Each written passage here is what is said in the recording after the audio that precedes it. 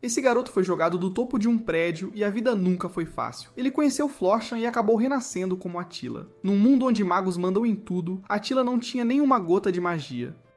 Agora, como um bárbaro perdido no meio da floresta, ele teve que sobreviver a monstros 5 vezes maiores que um urso. Então, fez a única coisa possível, pegou seu machado e lutou até que, 10 dias depois, seu corpo estava tão forte que nenhum urso o machucava mais. Um alerta do sistema anuncia que o protagonista do cenário, Charles Einhard, foi encontrado. Ao ouvir isso, um homem o desafia para uma luta na hora. Para Charles, aquilo soa como uma imprudência total. Porém, seu oponente retruca que aquilo não é nada menos que coragem. Confiante, ele declara que vai derrotá-lo e trilhar o caminho do soberano. Logo depois, uma janela do sistema descreve Charles Einhard como o guerreiro mais forte da história. Enquanto o desafiante se prepara, uma notificação revela que ele é o autor original, agora reencarnado como um mero figurante. Então, ambos avançam e suas espadas se chocam violentamente. O impacto da colisão estilhaça o chão ao redor deles. Num movimento rápido, o homem salta para executar um ataque. Ainda assim, o golpe descendente é bloqueado pela lâmina do oponente. Depois ele pousa a certa distância. Calmamente, Charles diz que já memorizou aquele movimento. Ele levanta sua própria espada, preparando um contra-ataque. Então, desfere um golpe que corta o ar em direção ao inimigo. A força do impacto joga seu oponente para trás. Sem hesitar, Charles salta e desce com a espada para um novo ataque. O homem é jogado ao chão pela violência do golpe. Mesmo assim, o oponente gira o corpo e avança para atacar de novo. A lâmina atinge seu adversário direto no peito. Com firmeza, Charles declara que aquele é o fim. Ele então se prepara para o golpe final. O ataque perfura o peito do homem e o lança pelos ares. Nesse momento, um enorme pilar de energia desce dos céus em direção a ele. A colisão causa uma explosão gigantesca, despertando um novo poder. No centro do impacto, o homem permanece coberto de ferimentos. Em outra cena, um homem de terno pede ao Sr. Sato Shoda que assine o contrato. Apresentando-se como Sato Shoda, ele explica que é um romancista que alcançou um sucesso milagroso, com sua série gratuita de 400 capítulos. Ele é o autor da heróica saga do Soberano. Com aquela assinatura, sua obra finalmente viraria um jogo. Assim, todos os seus esforços seriam finalmente recompensados. Nisso, ele se prepara para assinar o documento à sua frente. Convencido, ele acredita que um futuro brilhante o aguarda. Porém, era só o que ele achava, até que de repente se viu caindo. Uma voz comenta que ele provavelmente não entende o porquê, deixando-o confuso no chão. Na beira do prédio, o homem do escritório o aconselha a não levar para o lado pessoal. Ele diz que tudo aquilo é para o próprio bem de Sato Shoda. Desesperado, Sato implora para ser salvo, gritando que está caindo. No fim, o homem apenas comenta que aquilo é uma coisa terrível de se dizer. Sato se pergunta se falou aquilo em voz alta. De repente, o rosto do homem se distorce ao explicar que apenas leu seus pensamentos. O escritor percebe que a figura à frente não é humana. Logo depois, o pé do estranho desce e pisa com força na mão que Sato mantinha na borda. Um grito escapa enquanto seus dedos são esmagados. Em desespero, ele se pergunta se aquele é o fim de sua vida. Ele grita que ainda quer viver muito mais. Seus olhos se erguem para o homem no topo do prédio. Naquele instante, uma energia irrompe de seu corpo, a força liberada estilhaça o chão ao redor dele. Uma explosão massiva de energia varre toda a paisagem. Entre os destroços, ele se pergunta o que é aquilo. Vendo a cidade em chamas, ele questiona se foi ele quem causou tudo aquilo. Flutuando acima dele, o homem pergunta se ele possuía o Berserker e a autoridade da selvageria. Logo depois, a mão da figura se estende para ele. Enquanto ele fica suspenso no ar, o estranho comenta sobre seu poder extraordinário. Ele afirma que com essa força, Sato viverá uma nova vida. Enquanto seu rosto começa a rachar, ele declara que isso acontecerá no mundo que o próprio escritor criou. Então ele o solta, dizendo que eles vão se encontrar de novo. A queda o envia direto para um vulcão em erupção. Ele aterrissa com um impacto violento no solo. Olhando para a paisagem, ele se pergunta se aquilo é real. Logo depois, uma janela do sistema lhe dá as boas-vindas ao mundo da saga heróica do Soberano. Diante disso, ele se pergunta se aquele é o mundo do seu próprio livro. Ele se vira, sentindo um movimento vindo da floresta. Tomado pelo pânico, Sato começa a correr desesperadamente de um urso. O animal levanta a pata, pronto para atacar. Sem hesitar, ele declara que não tem a menor intenção de morrer ali. Nesse momento, ele avista um machado no chão. Ele pega a arma rapidamente e avança contra a fera. O urso ruge e se prepara para o ataque. O golpe acerta em cheio a cabeça do animal. A criatura cai pesadamente no chão, completamente derrotada. Olhando para o urso abatido, ele se pergunta que diabos está acontecendo. Finalmente, olhando para o próprio corpo, ele pergunta em voz alta: que diabos é isso? Ele tinha sido empurrado de um prédio por um homem misterioso. Como consequência, acabou jogado no mundo do romance que ele mesmo escreveu.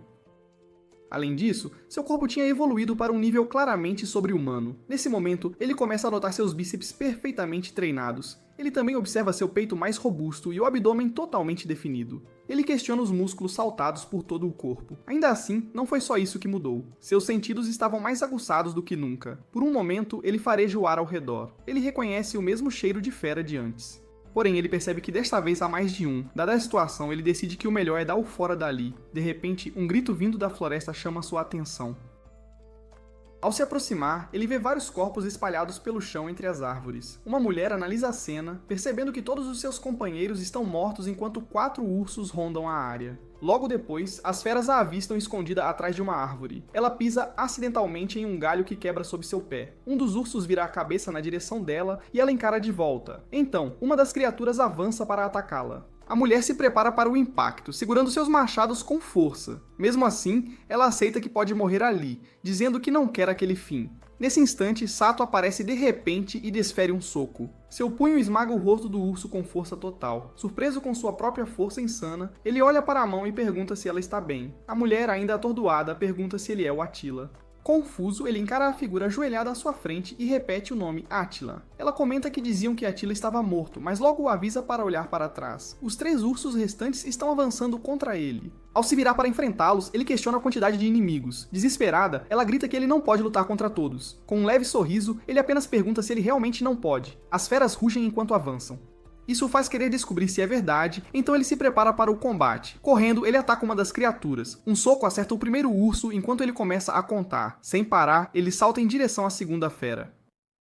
Um chute atinge o segundo animal e a contagem continua. Os 2 primeiros ursos já estão no chão. Ele então desfere um soco no último urso restante. A terceira fera é arremessada contra uma rocha enquanto a contagem termina. Plantando os pés no chão, ele empunha o machado. Com um único movimento, ele desfere um golpe preciso. A pata de um urso é completamente decepada. A mulher observa, incapaz de reagir. Ele então avança e ataca as criaturas restantes. Finalmente, ele se ajoelha sobre o corpo do último urso. Ele pergunta quem diabos é esse tal de Attila de quem ela fala. De repente, a mulher corre até ele e o abraça. Ela diz que acreditava que ele voltaria vivo. O abraço o pega completamente de surpresa. Sem soltá-lo, ela diz que todos na vila ficarão felizes e pede que ele se apresse para que possam ir embora. Nesse momento, uma janela do sistema exibe o perfil do personagem Attila, de 16 anos. Logo depois, as memórias de Attila começam a inundar sua mente. As lembranças começam num passado distante. Elas avançam até a última memória antes da morte. Ele começa a processar todas as novas informações. Entre as memórias, ele descobre que Attila morreu durante uma caçada aos ursos, um rito de passagem para a vida adulta, devido à conspiração de um homem. O rosto do responsável pela traição aparece claramente. Ele percebe que reencarnou como um figurante bárbaro, lamentando não ter se tornado o protagonista. A mulher pergunta o que há de errado, mas ele a tranquiliza, dizendo que está bem. Ele então nota os ferimentos na perna dela. Agachando-se, ele diz para ela subir em suas costas para que possam voltar à vila. Ela avisa que a vila fica a 20 km, mas ele insiste que não é problema e que não pode deixá-la ali. Finalmente, ele a coloca nas costas e começa a correr em alta velocidade em direção à vila. Em um cânion verdejante, Attila salta do topo de um penhasco. Durante a descida em alta velocidade, ele até consegue pegar uma fruta de uma árvore. Logo depois, ele comenta que o gosto é delicioso. Ele oferece um pedaço à sua companheira, mas ela simplesmente recusa. Ambos chegam a um vale onde fica o assentamento da tribo do Lobo Negro. 2 membros da tribo ficam chocados, pois acreditavam que Attila tinha sido morto por um urso. Cercado por todos, ele observa o lugar com cuidado e afirma que é incrível. Tudo ao seu redor combina perfeitamente com os esboços que foram desenhados um dia. A paisagem à sua frente não é nada menos que o mundo da própria tribo do Lobo Negro. Encarando os aldeões, ele afirma que essa é a maior recompensa que um autor poderia receber. Um homem imponente caminha pela multidão e chama pelo nome de Attila. Diante dele está seu pai, o lendário guerreiro que dizem ter derrotado sozinho um exército de 5.000 homens. Munzuk, chefe da tribo do Lobo Negro, o encara intensamente. Ele então pergunta se seu filho não tem algo a dizer a todos. Com firmeza, Attila anuncia que voltou. O líder da tribo o puxa para um abraço apertado. Com lágrimas nos olhos, Munzuk dá as boas-vindas ao filho. O garoto fica completamente sem palavras diante da cena. Comovido, Munzuk declara que ele voltou à vida, exatamente como o velho vidente havia previsto. Ele então grita que a lenda do Lobo Negro era verdadeira e afirma, orgulhoso, que está radiante. O chefe anuncia então um grande banquete para celebrar o dia, prometendo comida e bebida até que não aguentem mais. À noite, a tribo se reúne em volta de uma fogueira, banqueteando-se e brindando ao grande deus Rei Marcial. Attila come com satisfação, comentando que poderia comer para sempre. Nisso, um homem lhe oferece uma caneca de bebida que ele aceita sem hesitar. Ao fundo, os guerreiros da tribo dançam enquanto outros tocam tambores. A dança representa a lenda do grande deus rei marcial. A história conta como o lendário guerreiro foi morto por seus inimigos, apenas para retornar dos mortos. Uma dançarina empunha um machado, movendo-se com grande agilidade. Ela gira e executa cada movimento com precisão. Com um giro rápido, a dança se intensifica ainda mais. Pouco tempo depois, a apresentação chega ao fim. Assim nasce a lenda do Salvador que protegeu a vila. Os aldeões celebram com entusiasmo renovado. Enquanto observa a festa, ele reflete que, se este é realmente o mundo do seu livro, só existe um jeito de voltar ao mundo real. Essa única saída é o Reino das Fadas. É o lugar onde vivem os usuários de magia mais poderosos, pois foi lá que ele colocou a passagem. Attila dá uma mordida em um pedaço de carne. Nesse momento, um homem se aproxima e diz que ouviu que Attila derrotou 4 ursos.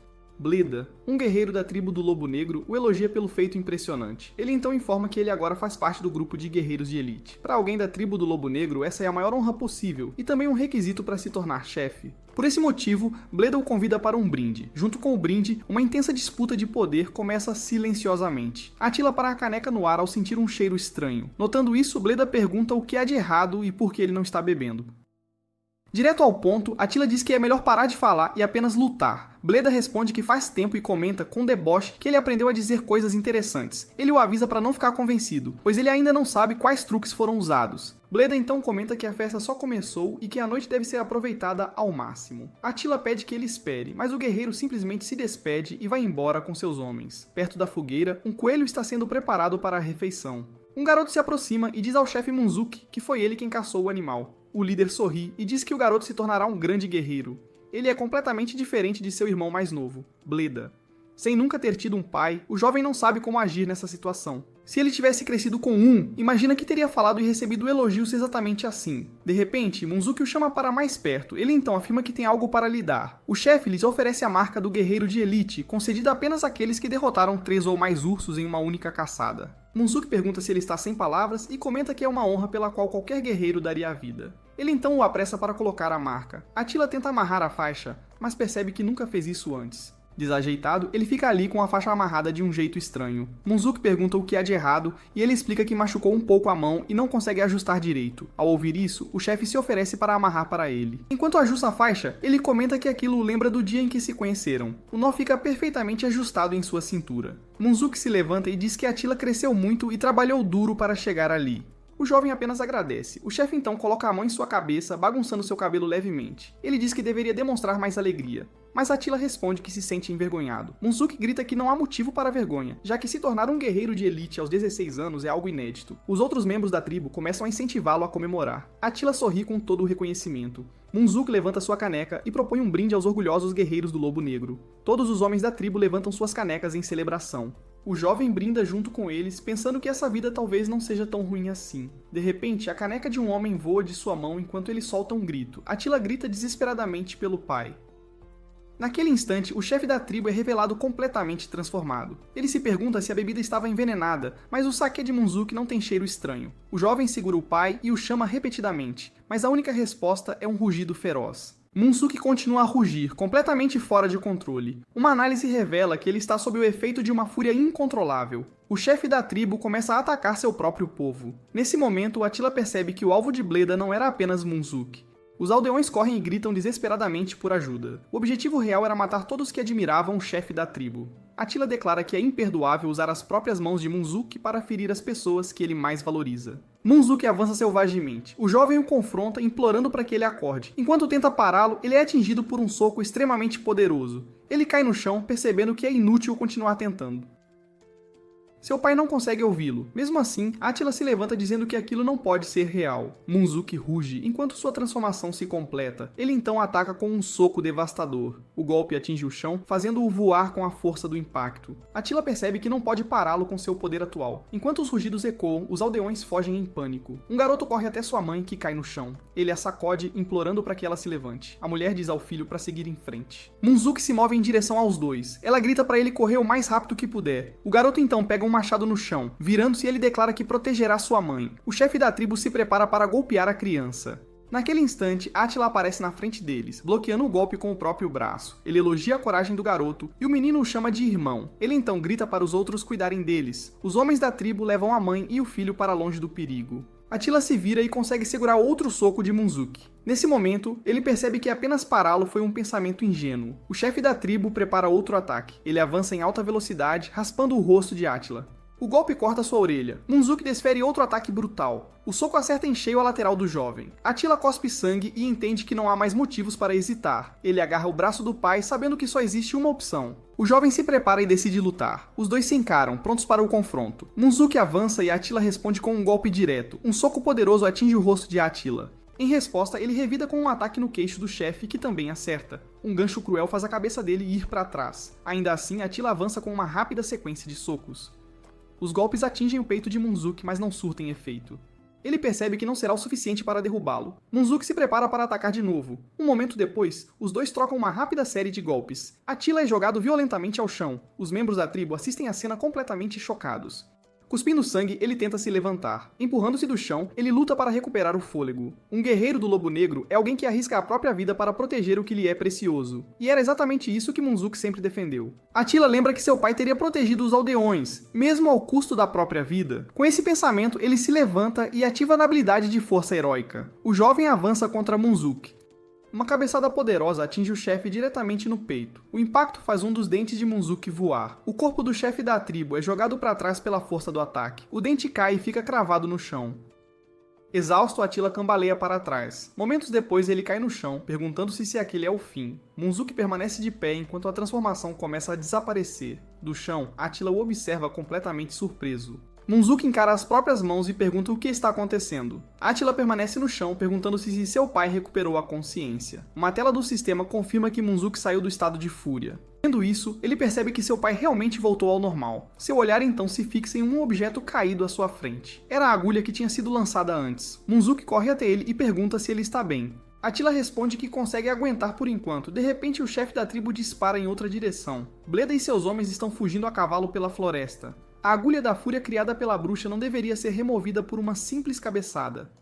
Porém, ela foi deslocada pelo poder especial que Atila possui. Bleda chicoteia seu cavalo para acelerar a fuga. Antes de desaparecer, ele diz a Atila para aproveitar seu momento heróico, porque tudo acabará no dia seguinte. O grupo segue cavalgando em direção à Caverna do Norte. Na entrada, Blade ordena que seus homens avancem. Eles entram na caverna escura, iluminando o caminho com uma tocha. De repente, um rugido ecoa das profundezas, fazendo-os tremer. Uma voz exige que devolvam o que foi levado. Diante deles, uma fera gigantesca acorrentada grita por seu filhote. A fera divina da tribo do Lobo Negro, a calamidade da floresta, ruge furiosamente. Blade se dirige à criatura, chamando-a pelo título. A fera manda que se calem, chamando-os de covardes. Um dos homens segura um filhote, ameaçando matá-lo. O pequeno animal se encolhe nos braços dele.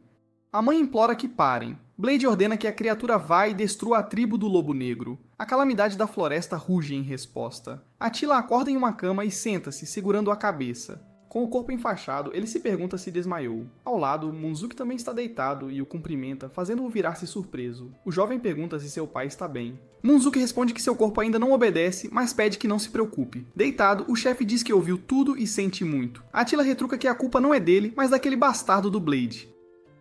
Ainda assim, Munzuki insiste que falhou em proteger os aldeões. Ele declara que não tem mais condições de ser o chefe da tribo. Atila o questiona, dizendo que é exatamente isso que Blade quer. Mesmo assim, seu pai pede que ele entenda, afirmando que o que aconteceu foi muito grave. De repente, gritos ecoam do lado de fora. Uma multidão de aldeões invade o quarto. Um deles grita para não empurrarem, pois o chefe ainda se recupera. Outro acusa alguém de sugerir a visita. A discussão continua sobre qual idiota trouxe saquê para visitar um doente. A mulher que Atila salvou aparece com o filho e o tranquiliza, dizendo que graças a ele, todos estão bem. Ela afirma que foram protegidos pelo chefe em inúmeras batalhas. Diz que todos sabem o quanto ele valoriza o povo e que confiam nele. Com lágrimas nos olhos, pede que ele acredite neles, pois eles acreditam no chefe. Munzuki cobre o rosto com a mão. Os guerreiros erguem os punhos e gritam que protegerão a tribo do Lobo Negro juntos. Com o rosto banhado em lágrimas, ele apenas agradece. De repente, alguém entra correndo. O homem para diante de todos e grita para que escutem. Ele anuncia que a calamidade da floresta está atacando a vila. Lá fora, a vila é vista em chamas, sendo destruída. Em meio ao fogo, a fera ruge sem controle. A calamidade da floresta era a lendária fera divina que, ao lado do grande rei marcial, protegia a tribo do Lobo Negro. Por isso, o povo da vila a chamava assim com profunda reverência.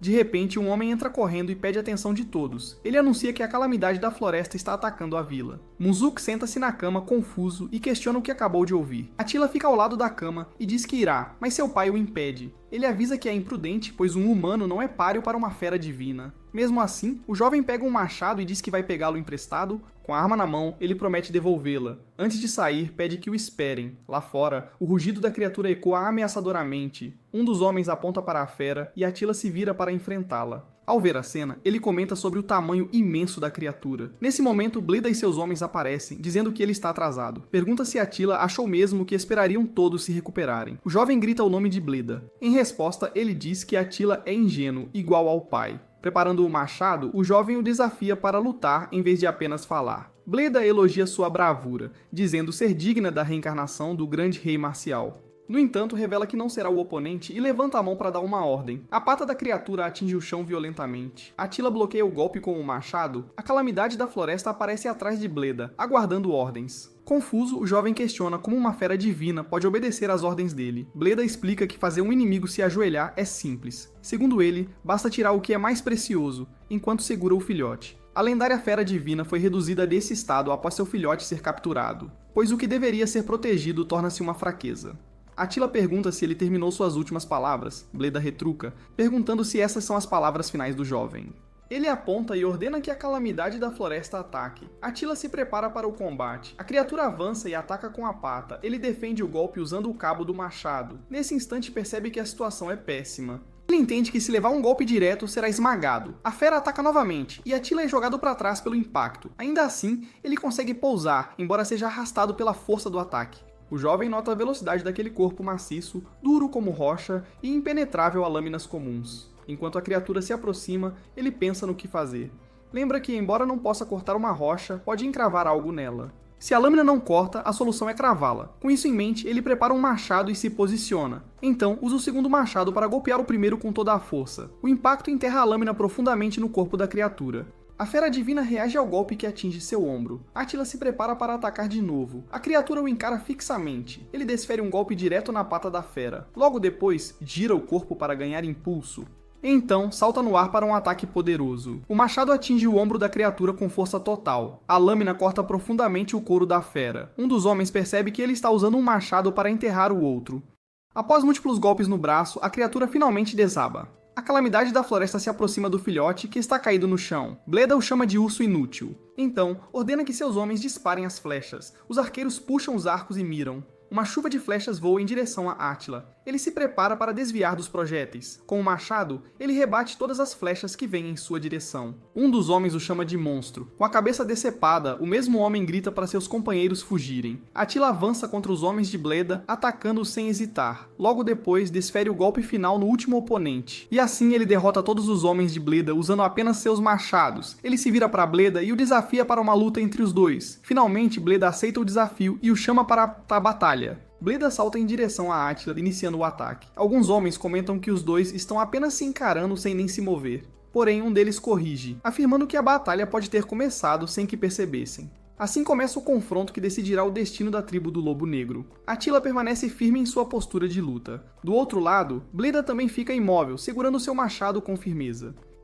De repente, ele dá um passo à frente. Em um instante, desaparece, deixando Atila confuso com um sumiço repentino. Ele reaparece atrás dele para atacar. Sem parar, lança outro golpe que corta o ombro de Atila. Surpreso, ele questiona que tipo de movimento foi aquele. Bleda avança novamente e Atila percebe que não consegue desviar a tempo. Então ele o provoca, perguntando se achou mesmo que venceria apenas com força bruta, chamando-o de tolo. Ele afirma estar acostumado a lidar com ataques desajeitados baseados apenas em força. Atila se defende como pode e reconhece a habilidade do oponente. A sequência de golpes o empurra para trás. Ele não encontra nenhuma abertura, nem mesmo para balançar o machado. Bleda o elogia por conseguir se defender de sua barragem de ataques rápidos. Ainda assim, prepara seu próximo movimento. Com um surto de velocidade, ele avança novamente. Atila reage ao movimento repentino. Nesse momento, Bleda declara que será o vencedor. Saltando sobre ele, desfere um golpe preciso. Em técnica e experiência, Bleda claramente o supera. Mesmo assim, Atila se prepara para um contra-ataque. Ele lembra que aquele golpe não era nada comparado ao de Munzuk. Aproveitando uma abertura perfeita, decide atacar. Com precisão, atinge Bleda com o cabo do machado. O golpe acerta em cheio, fazendo-o cuspir sangue. Alguns homens começam a comemorar, gritando que Attila venceu. Ele permanece de pé, aparentemente vitorioso. Caído no chão, Bleda começa a rir. Attila pergunta o que há de tão engraçado. Entre risadas, ele responde que já estava na hora do efeito fazer efeito, deixando-o confuso. Então, revela que seu machado estava completamente coberto com veneno de Berserker. Pergunta se Attila sabe o que acontece quando alguém é cortado por aquela arma. Furioso, Attila o chama de bastardo. Bleda aponta para ele e declara que o próprio Attila será quem destruirá a tribo do Lobo Negro. O jovem olha para a própria mão, confuso com o que está acontecendo. Sente algo estranho percorrendo seu corpo. Logo depois, começa a gritar enquanto uma energia o envolve completamente. Bleda grita para que ele se transforme em uma fera e tenha uma morte miserável. Attila sente seu corpo esquentar intensamente. Confuso, questiona o que está acontecendo. Nesse instante, a fera divina se ajoelha diante dele e o chama de Attila, aquele que herda a alma da ganância. Surpreso, ele pergunta se a fera divina pode falar. Ela explica que agora ele pode ouvir sua voz claramente porque está mais perto de ser uma fera do que um humano. A criatura abre a boca e diz para ele receber aquilo. Attila observa enquanto uma adaga se materializa em sua mão. A fera divina explica que aquela é a espada divina do grande rei marcial, concedida àquele que a derrota, chamada Miruel. Ela afirma que a arma ajudará em seu despertar quando a alma da tribo do Lobo Negro ressoar, encorajando-o a lutar. Finalmente, ordena que ele lute por aqueles que deve proteger. Uma janela de informações aparece descrevendo as propriedades da arma chamada Miruel. A fumaça ao redor de Attila se dissipa lentamente enquanto ele encara Bleda. Os homens observam, incapazes de entender o que está acontecendo. Bleda se pergunta por que seu oponente não se move. Em resposta, Attila apenas diz seu nome. Então, declara que é hora de resolver essa luta. Num piscar de olhos, Attila avança e desaparece de vista. Antes que Bleda possa reagir, um corte aparece em seu rosto. Após o golpe, Attila pousa agilmente no chão. Então, Bleda é atingido novamente, gritando que é impossível. A adaga está alojada em seu ombro. Ele encara a lâmina cravada em seu próprio corpo. Reconhecendo a arma, questiona se é a Miruel. Sem dar tempo para reagir, Attila desfere o golpe final. O impacto joga Bleda para trás. Ele cai de bruços, derrotado em uma poça de seu próprio sangue. Ali ele finalmente entende que Attila foi reconhecido pela fera divina, ao contrário dele. O mundo sempre foi injusto e ele nasceu irmão de um homem talentoso. Por causa disso, viveu sua vida sendo constantemente comparado a Munzuk. Ainda assim, era movido pelo desejo de alcançar o irmão que tanto reverenciava.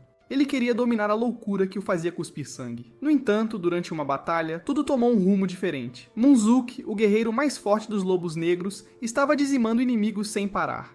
Bleda o repreendia por avançar sozinho, mas seu irmão apenas se desculpava por se empolgar demais. Então, ele reclamava ao vê-lo enfrentar todos sozinho novamente. Mesmo assim, Munzuk continuava lutando no centro do campo de batalha. De repente, Bleda avista um novo inimigo se aproximando. Desesperado, ele corre gritando o nome do irmão. Um adversário se prepara para atacar Munzuk pelas costas. Bleda acaba sendo atingido no rosto enquanto Munzuk grita seu nome. Ferido ao protegê-lo durante a guerra, ele se ajoelha diante do irmão e o questiona. Bleda o confronta, perguntando por que não pode participar da próxima batalha, apesar de ter contribuído tanto. Munzuk apenas pede desculpas. Ele explica que com seus olhos feridos, Bleda não pode mais lutar no campo de batalha. Em vez de reconhecimento, seu lugar foi tomado dele. Um mensageiro anuncia uma nova invasão e Munzuk se prepara para partir. Naquele momento, Bleda percebe que era o único que acreditava que eles lutavam juntos. Ele grita que seu irmão nunca entenderia sua dor e sofrimento e insiste que não é o vilão. Em sua mente, Munzuk que o abandonou, e a tribo do Lobo Negro são os verdadeiros culpados.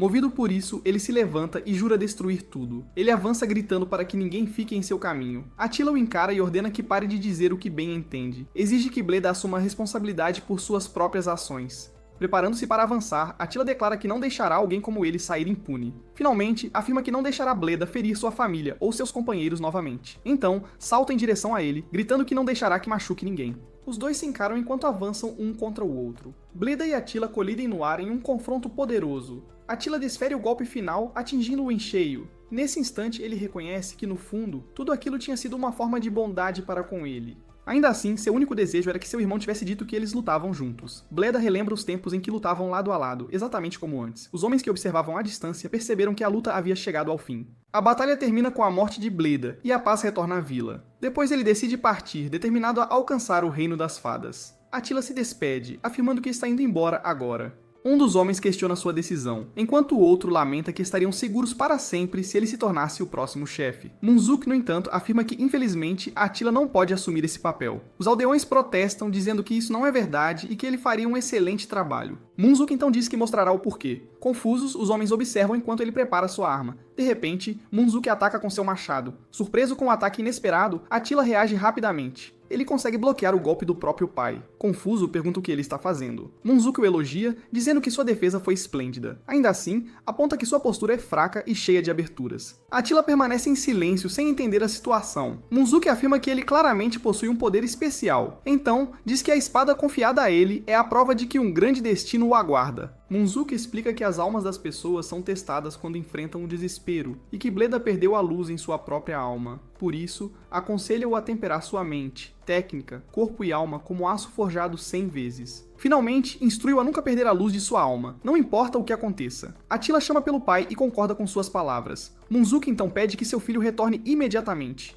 Nesse momento, uma mulher chamada Eiriku aparece em seu caminho. Ela se aproxima dizendo que aquilo é uma promessa. De repente, ela coloca algo ao redor do pescoço dele, surpreendendo-o. Eiriku o abraça enquanto prende o amuleto. O objeto é feito da presa da fera divina. Ela afirma que certamente o protegerá. Attila agradece comovido. Munzuki corre até ele e o abraça, implorando para que não vá. Já à distância, Attila se despede de seu povo, que o observa do portão da vila. Mais tarde, ele monta acampamento sozinho na floresta escura. Sentado perto do fogo, comenta que a carne está assando muito bem. Ele pega o pedaço quente e diz que parece delicioso. Então, prepara-se para dar a primeira mordida.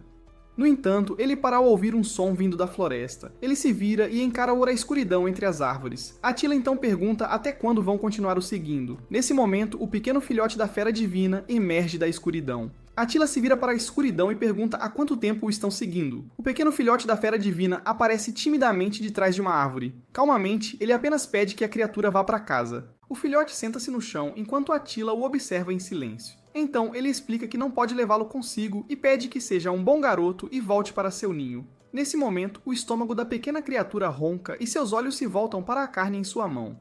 Vendo isso, Attila cede e oferece a comida, dizendo para comer e depois ir embora. O filhote morde a carne e se recusa a soltar, sendo balançado de um lado para o outro. Logo depois, a criatura cai em um sono profundo, abraçada ao pedaço de carne. Attila percebe que o filhote pegou seu pedaço inteiro. Ele o chama de selvagem, apesar de sua aparência fofa, e decide deixá-lo para trás. Ao se virar, porém, para de repente ao notar algo estranho e pergunta o que é aquilo. O filhote cospe um objeto, fazendo Attila gritar de surpresa. Ele pede que a criatura não o assuste daquele jeito enquanto ela lhe oferece um graveto. Confuso, Attila pergunta se é um presente e depois grita que não precisa daquilo.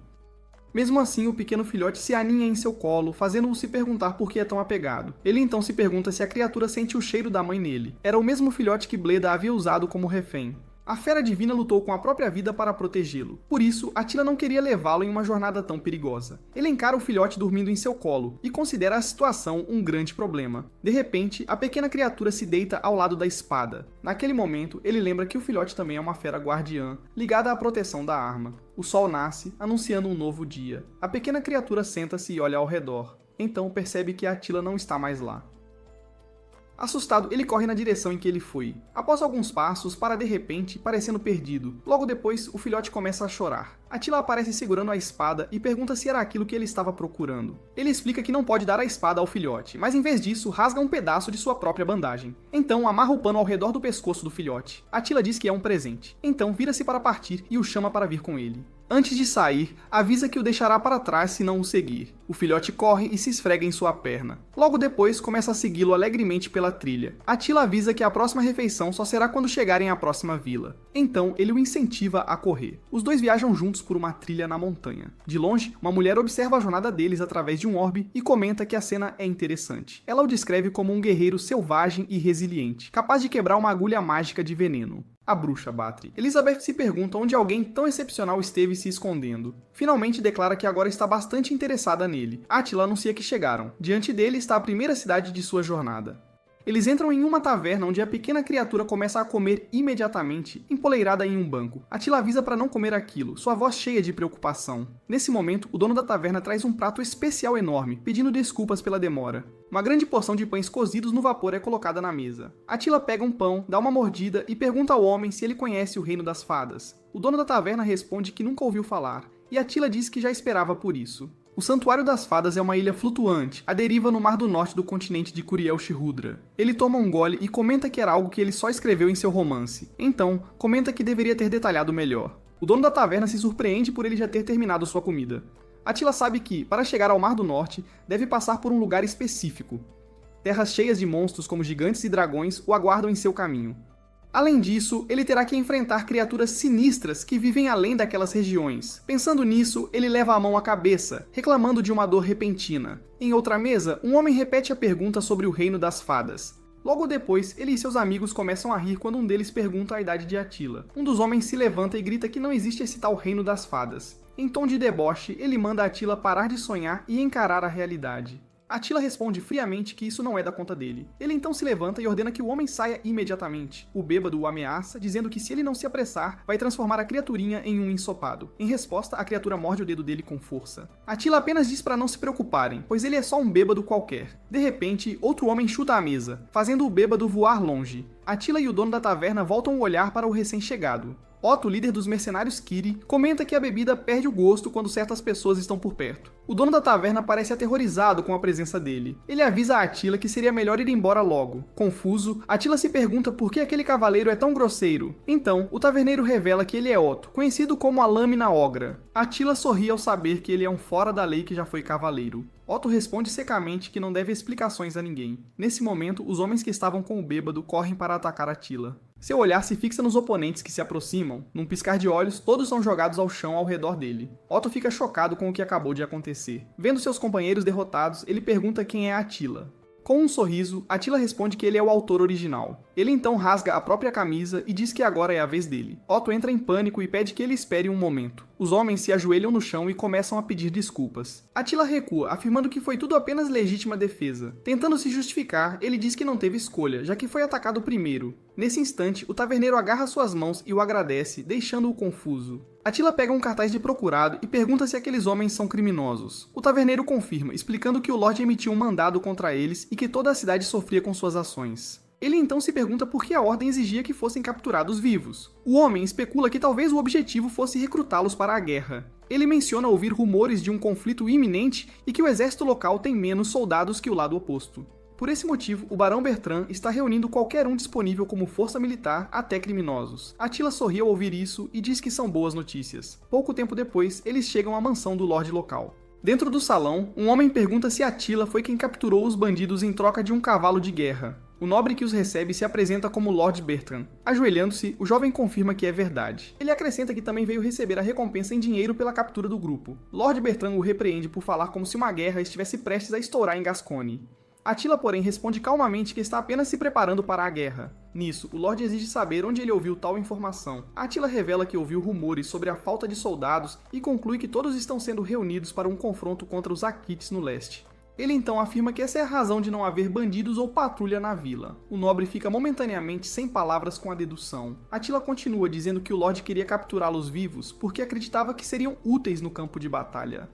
Bertrand elogia sua perspicácia. O jovem retribui o elogio, afirmando que entre os bárbaros, o nome Cão da Montanha do Sul é sinônimo de terror, capaz de causar medo e lágrimas. Visivelmente lisonjeado, Lord Bertrand comenta que até os bárbaros sabem quem ele é. Nesse momento, Attila admite que foi uma mentira, mas acrescenta que seria uma honra servi-lo e receber uma recompensa. Bertrand reflete por um momento e concorda que capturar todo o grupo de mercenários Kiri merece reconhecimento. Então ele oferece 10 moedas de ouro e um cavalo de guerra à escolha dele, recebendo agradecimentos imediatos. No entanto, o nobre acrescenta que há uma condição. Estendendo a mão, ele diz que se Attila realmente deseja servi-lo, deve se juntar à guerra ao lado do exército de Gascony. Otto e seus homens ficam chocados com a proposta. Attila, por outro lado, aceita sem hesitar, afirmando que esperava exatamente por essas palavras. A decisão de entrar na guerra foi tomada por um único motivo. Era necessário fazer aquele homem se mover. Aquele homem era Charles Einhard. Ele era o protagonista da história, conhecido entre seus inimigos como o Deus da Morte, e só ele conhecia o Rei das Fadas. No pátio da fortaleza, os preparativos para a guerra continuam em ritmo constante. Atrás das grades, Otto conversa com Attila, enquanto os outros prisioneiros observam em silêncio. De repente, ele grita em desespero, implorando para Attila tirá-los dali. Attila responde calmamente que ele é muito barulhento e manda parar de chamá-lo de chefe, já que ele só tem 16 anos. A revelação sobre sua idade deixa Otto completamente confuso. Quando ele pergunta se a idade correta não é 46, ele é ameaçado, o que o faz pedir desculpas imediatamente. Otto argumenta que se eles não entrarem na batalha, todos serão executados. Attila, no entanto, afirma que isso não vai acontecer. Ele apenas diz para se juntarem à luta em silêncio e serão salvos. O líder mercenário silencia por um momento, encarando através das grades. Então ele propõe resolver tudo em um duelo mano a mano. Attila fica confuso com a proposta de um combate singular. Uma justa é um duelo direto. É um confronto entre dois cavaleiros com tudo em jogo. As regras variam, mas uma é sempre a mesma.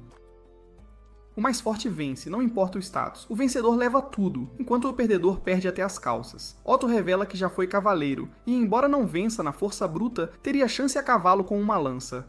Na história original, ele era só um figurante que morreria sem nem ser nomeado pelo exército do Duque Gascogne. A chegada de Attila a este mundo começa a mudar a história, e seria um problema se Otto morresse agora.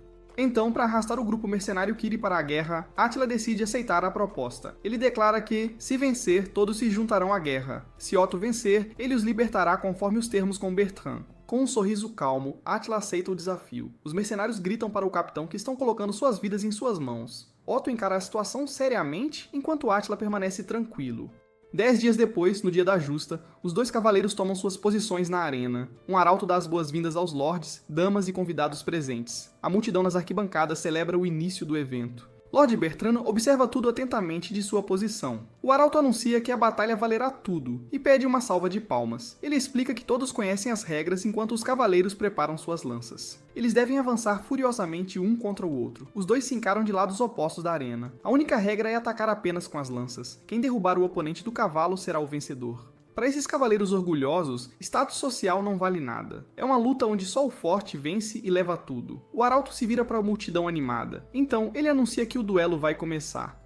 Com um gesto solene, ele sinaliza para os combatentes entrarem. Otto, conhecido como a Espada Demoníaca, entra na arena em seu cavalo. Alguns homens da multidão gritam por sua morte. Uma mulher comenta que ele parece ser bem odiado. Um dos homens se vira para responder, mas fica surpreso. A mulher encapuzada apenas coloca um dedo nos lábios pedindo silêncio. A bruxa Bathory Erzsebet comenta que não se importa, pois só veio ver o pequeno Attila. Os homens que gritavam antes agora estão completamente encantados por ela. Em seguida, o arauto anuncia o próximo competidor vindo do oeste. Ele apresenta Attila, o guerreiro bárbaro de força desconhecida que capturou sozinho todo o grupo Kiri. Os mercenários presos gritam para o capitão vencer, já que suas vidas dependem disso. Otto ouve os gritos de apoio e fica visivelmente sem graça. Do outro lado da arena, Attila apenas chama pelo seu nome. Ele comenta que a armadura não cai mal nele. Otto responde que ele só pode se dar ao luxo de ser arrogante por enquanto. O arauto anuncia que o momento tão esperado finalmente chegou. Ele apresenta Attila, da tribo Lobo Negro, contra Otto, a Espada Demoníaca. Finalmente, o arauto inicia o duelo. Ele agradece ao público pela paciência. Então, apresenta o duelo entre Otto, a Espada Demoníaca, e o guerreiro bárbaro, Attila. Com o aceno de uma bandeira, a partida finalmente começa. Otto avança com sua lança a postos. Ao mesmo tempo, Attila vai em direção ao seu oponente. Com os olhos fixos no alvo, Otto acredita que pode vencer. Um momento depois, ele lança seu ataque com a lança. Attila se inclina sobre o cavalo, vendo a ponta da lança chegar perigosamente perto de seu rosto. Otto fica completamente chocado com a ação do oponente. Os mercenários nas arquibancadas se perguntam se ele realmente pegou a lança com as mãos nuas. Calmamente, Attila diz que só vai devolver o ataque. Uma habilidade de maestria com lanças é ativada. Ele gira a arma e a golpeia de volta contra Otto. Otto vê a ponta da lança avançando rapidamente. Então, Attila o atinge com a outra extremidade da arma. O impacto faz Otto cuspir sangue. Ele se dobra sobre o cavalo com a força do golpe. Bathory Elisabeth sorri ao ver o duelo. Ela comenta que ele é um guerreiro insano, um verdadeiro berserker. Attila quebra a lança e o arauto anuncia que o guerreiro da tribo Lobo Negro venceu o primeiro round. Logo depois, ambos se preparam para o segundo round. Agora, Otto empunha um grande martelo de guerra. Ele percebe que a situação não está a seu favor. O arauto anuncia o início do segundo round. Attila avança em sua montaria, cruzando a arena. Ele decide que vai acabar com tudo derrubando o oponente do cavalo.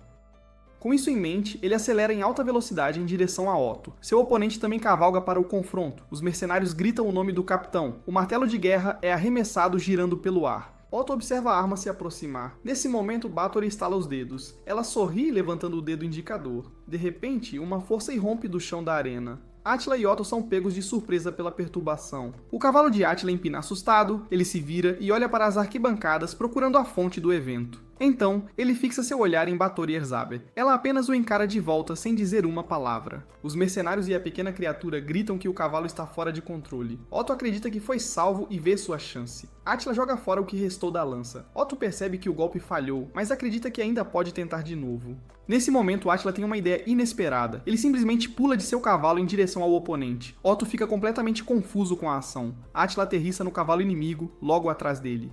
Ele então o agarra pelo pescoço. O arauto grita surpreso que ele pulou na montaria do oponente. Ele questiona se isso é permitido pelas regras da justa. Lord Bertrand apenas observa a cena com um leve sorriso. Átila declara que, com isso, o segundo round é dele. O cavalo continua a correr descontroladamente pela arena e empina com os dois em suas costas. Irritado por a situação se repetir, Átila mantém Otto imobilizado. Então, com um solavanco, o cavalo os derruba e ele cai de pé. Otto, por outro lado, cai com força no chão da arena. Seus homens e a pequena criatura gritam, percebendo que a situação é séria. O cavalo de Átila avança descontroladamente em direção ao caído Otto. Batory Elizabeth observa a cena se desenrolar atentamente. Enquanto isso, Átila se posiciona perto de seu oponente. Com uma única palavra, ele ordena que ela pare. O cavalo de Otto se assusta e foge de Átila. Na plateia, todos observam a cena em silêncio, incluindo Batory Elizabeth, que observa de longe.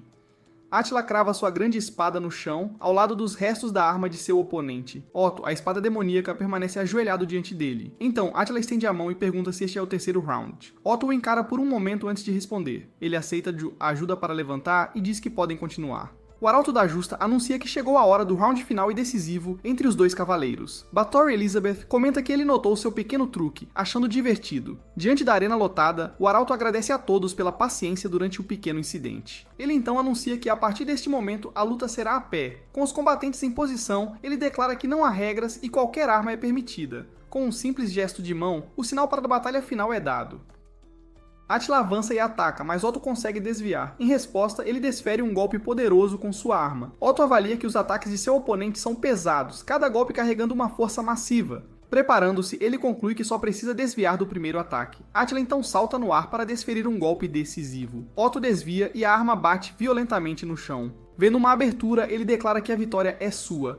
Átila o chama de ingênuo e gira o corpo, mantendo um aperto firme em sua arma. O golpe atinge o rosto de Otto com o lado cego da lâmina. O impacto o joga para trás, fazendo-o perceber que seu oponente não é humano. Átila se aproxima enquanto Otto permanece no chão. Na multidão, alguns homens gritam pelo capitão, mas logo mandam que fiquem quietos. Então, vozes ecoam pela arena implorando para a luta parar.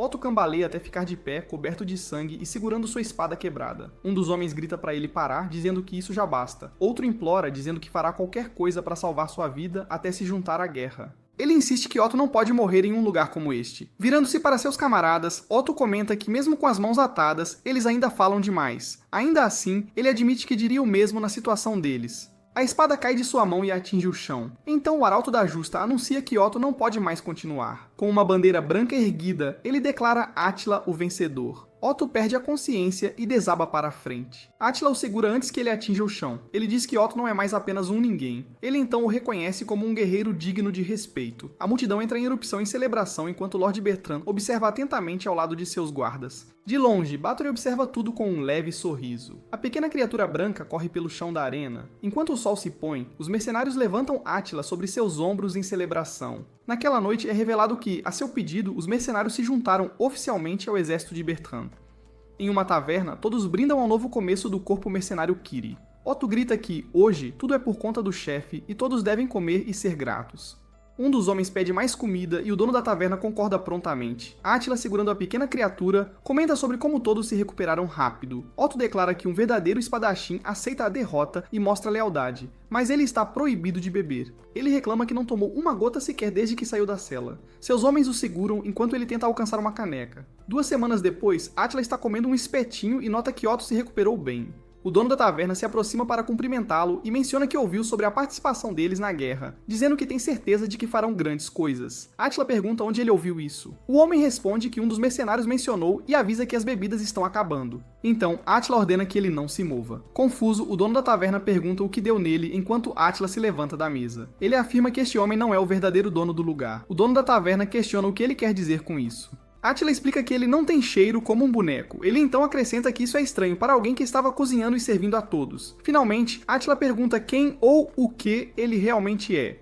O corpo do dono da taverna começa a se transformar diante dos olhos de Átila. Otto corre imediatamente e Átila pergunta quem ele realmente é. Então, a figura mascarada comenta que ele deve ser bem habilidoso para ver através de seu disfarce. Ele então afirma que saber sua verdadeira identidade não significa nada. O homem empunha sua arma e diz que de qualquer forma, Átila vai para o outro mundo. Ele ataca, mas Átila desvia do golpe. A lâmina atinge o lustre, apagando as luzes da taverna.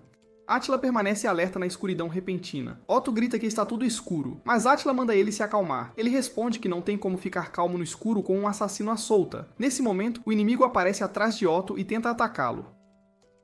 No último segundo, Átila o puxa para fora do alcance do golpe. Ele então diz ao seu companheiro para ficar quieto e no canto. Então, ele se vira para o inimigo e o chama de assassino especializado em disfarces. Átila afirma que pode identificá-lo pelo físico e pela força, revelando ser Rashid, um assassino de segunda categoria. O homem mascarado apenas o encara, assumindo uma postura de combate. Após um momento, Átila pergunta se ele não está correto. Rashid desaparece de sua vista em um instante. No entanto, Átila o intercepta por trás, pressionando uma lâmina em seu pescoço e exige saber onde ele ouviu aquilo. Ele promete matá-lo sem dor se ele responder honestamente. A alternativa, ele diz, é ter sua pele arrancada lentamente em agonia. Rashid questiona se ele realmente poderia fazer isso apenas com o punho de sua espada. O assassino tenta se mover para um ataque, mas para no meio do movimento. Um projétil é lançado e Átila rapidamente desvia para o lado. A lâmina atinge o rosto do inimigo, partindo a máscara em dois. Enquanto o disfarce quebrado cai no chão, Rashid recua. Agora com o rosto exposto, ele pergunta como Átila conseguiu ler seus movimentos no escuro. Átila simplesmente responde que foi pelo cheiro de Hatish. Rashid repete as palavras, incrédulo. Então, Átila revela que o aroma está impregnado, ainda que levemente, em suas armas escondidas. O assassino pergunta se todos os seus movimentos foram lidos apenas pelo cheiro. Ele então cai de joelhos e admite a derrota. Rashid então se prepara para tirar a própria vida com sua lâmina. Antes que possa, uma mão se estende e o impede. Átila o para e pergunta sobre Kassup. Surpreso, Rashid exige saber por que ele conhece o nome de seu filho. Átila simplesmente responde que não pode explicar. A narração revela que Kassup é o amado filho de Rashid e que no futuro ele se tornará um poderoso aliado de Charles. Desesperado, Rashid implora para não tocarem na criança, dizendo que fará qualquer coisa. Então Átila afirma que há apenas uma condição. O assassino pergunta qual é. Ele ordena que Rashid se torne seu cão. Átila diz para ele não se preocupar e apenas fazer o que lhe foi dito. Sem hesitar, o assassino se ajoelha, afirmando que o contrato de um guerreiro é absoluto. Ele diz que entrará em contato mais tarde. Então Rashid começa a latir. Átila manda ele parar, dizendo que não precisa levar tão ao pé da letra. Otto e seus homens ficam assustados com o barulho repentino. De longe, Batria Elizabeth observa a cena e se pergunta o que eles estão fazendo. Ela questiona se isso é algum tipo de ritual dedicado a um deus desconhecido. No entanto, ela deixa a pergunta de lado, curiosa e ansiosa pelo que virá com seus novos aliados. A primavera chega ao fim. Todos passam por um treinamento intenso. Em um dia de verão, no sul do continente, a cavalaria avança. Uma cidade aparece em chamas durante um ataque violento. A guerra começou e a chegada de cavaleiros em armadura completa é anunciada. Eles são identificados como o grupo mercenário Leão Dourado, liderado por Charles Einhard. Um grupo de lanceiros marcha em formação. Bandeiras de guerra se erguem pelo campo de batalha. A cavalaria avança em alta velocidade. Um comandante grita ordens, exigindo que seus homens eliminem todos os covardes gasconianos. Logo depois, outro soldado ruge para que mostrem a força dos aquitanos. Ele ordena que matem todos, mas sua cabeça é cortada fora naquele instante. Seus homens gritam o nome de seu comandante caído. Nesse momento, eles avistam um machado voando em sua direção. A arma bate no chão enquanto uma figura solitária avança a cavalo. Os soldados se perguntam se o exército gasconiano está atacando com força total. No entanto, um deles percebe que é apenas uma única pessoa atacando sozinha. Átila tenta desesperadamente controlar seu cavalo teimoso. Mesmo assim, o animal avança sobre as fileiras inimigas, derrubando vários soldados. Em meio ao caos, ele gira e ataca com sua arma. Átila comenta que esse não era exatamente o plano, mas não há outra escolha agora. Ele atinge um cavaleiro inimigo, lamentando não querer chamar tanta atenção. Um dos soldados o chama de demônio, gritando que ele não é humano. Vendo isso, o comandante ordena uma retirada total. Os soldados começam a fugir a cavalo. Átila, no entanto, não tem intenção de deixá-los escapar. Ele pega um feixe de lanças do chão. Ele então se prepara para arremessá-las. A habilidade de arremesso de lança é ativada. As armas voam em direção aos inimigos em fuga. Um dos cavalos dos soldados é atingido primeiro. Momentos depois, os homens são perfurados pelas lanças. Cavaleiros e suas montarias caem no chão juntos. Átila avança em seu cavalo gritando, ataque. Seus homens o seguem, pedindo para ele não avançar sozinho. Otto então percebe que a luta já começou. Seus inimigos o reconhecem como Otto, a lâmina ogra do grupo mercenário Kiri. Com isso, eles concluem que o executor, Attila, também deve estar presente. Sob o comando de Attila, o grupo mercenário Kyrie avança rapidamente, cada membro fazendo sua parte. Eles se preparam para a batalha que virá contra aquele homem. Enquanto isso, em outro lugar, uma cerimônia de investidura acontece na catedral. O Conde Aculei de Aculei recebe seu título. Charles Einhard é nomeado cavaleiro. Ele tem a tarefa de proteger o povo e agir como seu defensor. As damas presentes comentam sobre sua aparência. Elas comentam com admiração que ele tem apenas 18 anos. Dois nobres, no entanto, não aceitam que um plebeu tenha se tornado cavaleiro e começam a criticar suas origens humildes. Um deles sugere que Charles não passa de um sacrifício humano para servir de escudo aos verdadeiros lordes. Nesse momento, alguém toca o ombro do nobre. Um homem musculoso se aproxima e comenta que falar mal dos outros não é uma boa ideia. Ruark, capitão da unidade de ataque especial, acrescenta que falar mal de Charles é ainda pior. Indignado, o nobre exige saber quem ele é, afirmando que é um barão. Outro homem rapidamente intervém e pede desculpas ao barão Ruark pelo desrespeito de seu companheiro. Ele se apresenta como Pippin, vice-capitão do grupo mercenário Leão Dourado. O barão ignora a apresentação e pergunta como Pippin sabe quem ele é. Pippin responde calmamente que todos os presentes na cerimônia foram identificados. Chocado, o nobre pergunta se eles realmente memorizaram todos os 800 convidados. Ele então conclui que deve ser um blefe, típico de gente de baixo nascimento. Pippin pede desculpas pela perturbação e se vira para sair. No entanto, o barão o para, perguntando se plebeus podem ofender um nobre e simplesmente ir embora. Com todo o respeito, Pippin explica que Ruark apenas o avisou contra insultar Charles. Ele acrescenta que insultar um cavaleiro sem motivo é ilegal. Ele então afirma que o próprio barão não ficará impune.